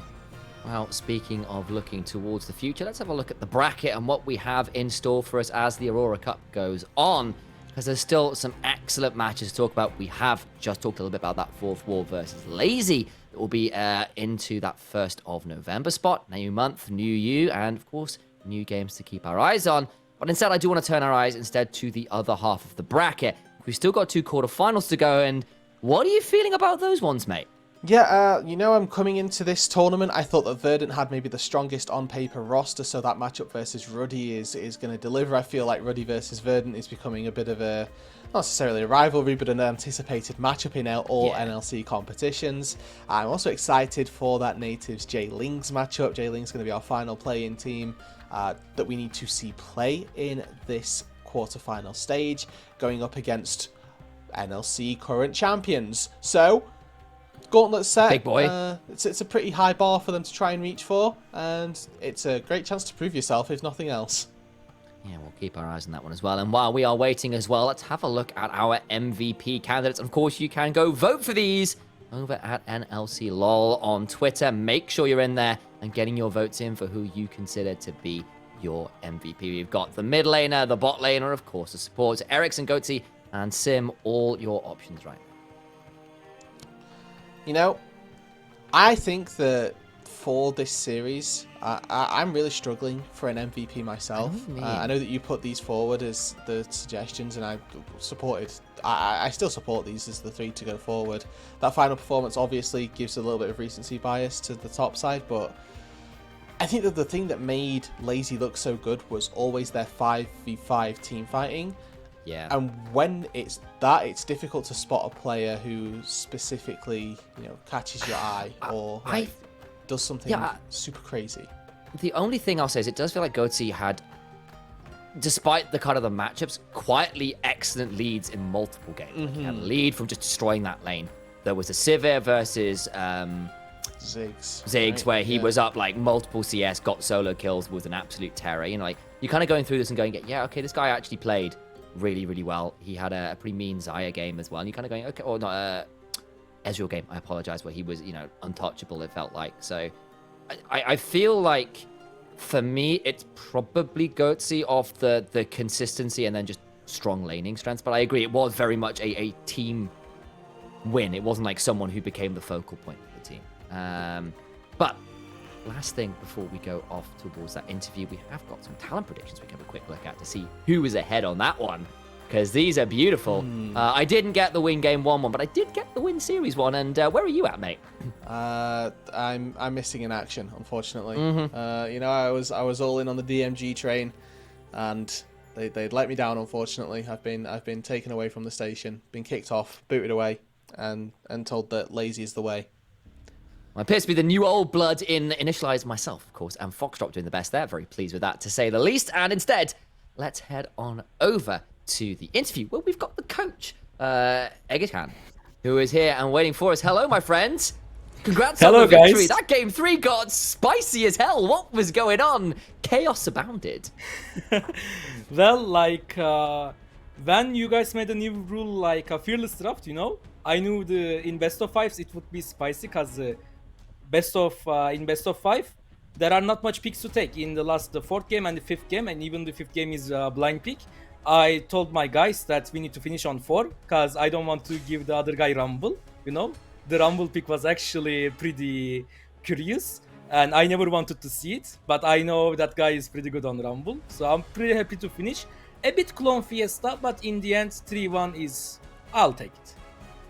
It was the Clown Fiesta nature a product of a little bit of rookie or a bit of the team being a bit rookie, or is that them being more comfortable with each other, that they got the lead and they started clowning a little bit? I think it was the second one, if I'm being honest.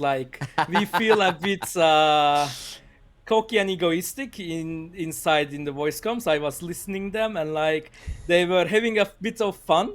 I think a lot of fun, because Viego had a carry opportunity. Viego and Tariq could have actually carried.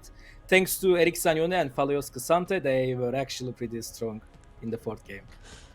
Yeah, I'd love to take this kind of moment to pick your brains a little bit as well about just the general tournament experience from your perspective as a coach, because obviously you've come in from play-ins as, inverted commas, the amateur side of the Pro-Am tournament.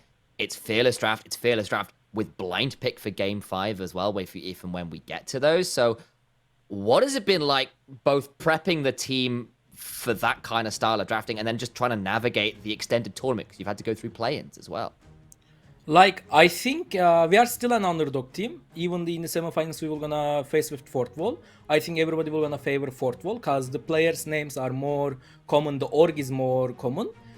Me and Emil founded the org from scratch. We were a bit unlucky to join Division 2, sadly. But in every time, even when we were in Division 3, we always tried to contest for the top. It's great, because in the end, we play more games, we met more opponents, and it's not my first rodeo. I'm a pretty experienced coach. I worked in NLC for a long time with the players, with the staff. So almost every player that we see, I know everybody's profile, I know everybody's past, especially there are a lot of Turkish talents. And as you know, I'm also Turkish, so when I see a Turkish, I know everything what I need to know, but they don't know my roster, because I don't use any Turkish players don't have in my league. So I got still a lot of pocket picks, a lot of pocket tactics. Fearless draft, I will gonna say, amazing idea for a playing teams, for a lower division teams. I think it's the only way to beat really good teams. I can't ever see I can able to beat Verdant in normal best of fives. No, it's a pretty good team, same as Natives. But when it's fearless, it's more creative way coming for the coach, for the management, for the staffs. And if you can able to just tell your players it's a mental game, and in the end, more comfortable you are, more champions that you play, we win. It's perfect. Lucky for me, I didn't know it was fearless draft before, but when I heard it, I talked with everybody and I said, guys, we need to practice champions, we need to play as much as possible, and we need to be ready for best of fives. Every role needs to play at least 6 to 7 champions perfectly in S tier, otherwise it's just way harder. And lower champion pool teams are having some problems. We saw it in Venom Crest, we saw with Domino, we saw with Jilink sadly, and I hope also Jilink does well. They are only playing team beside us, and I want to see them even on final to revenge with Crow. I would definitely like to see it. That So sounds great. good.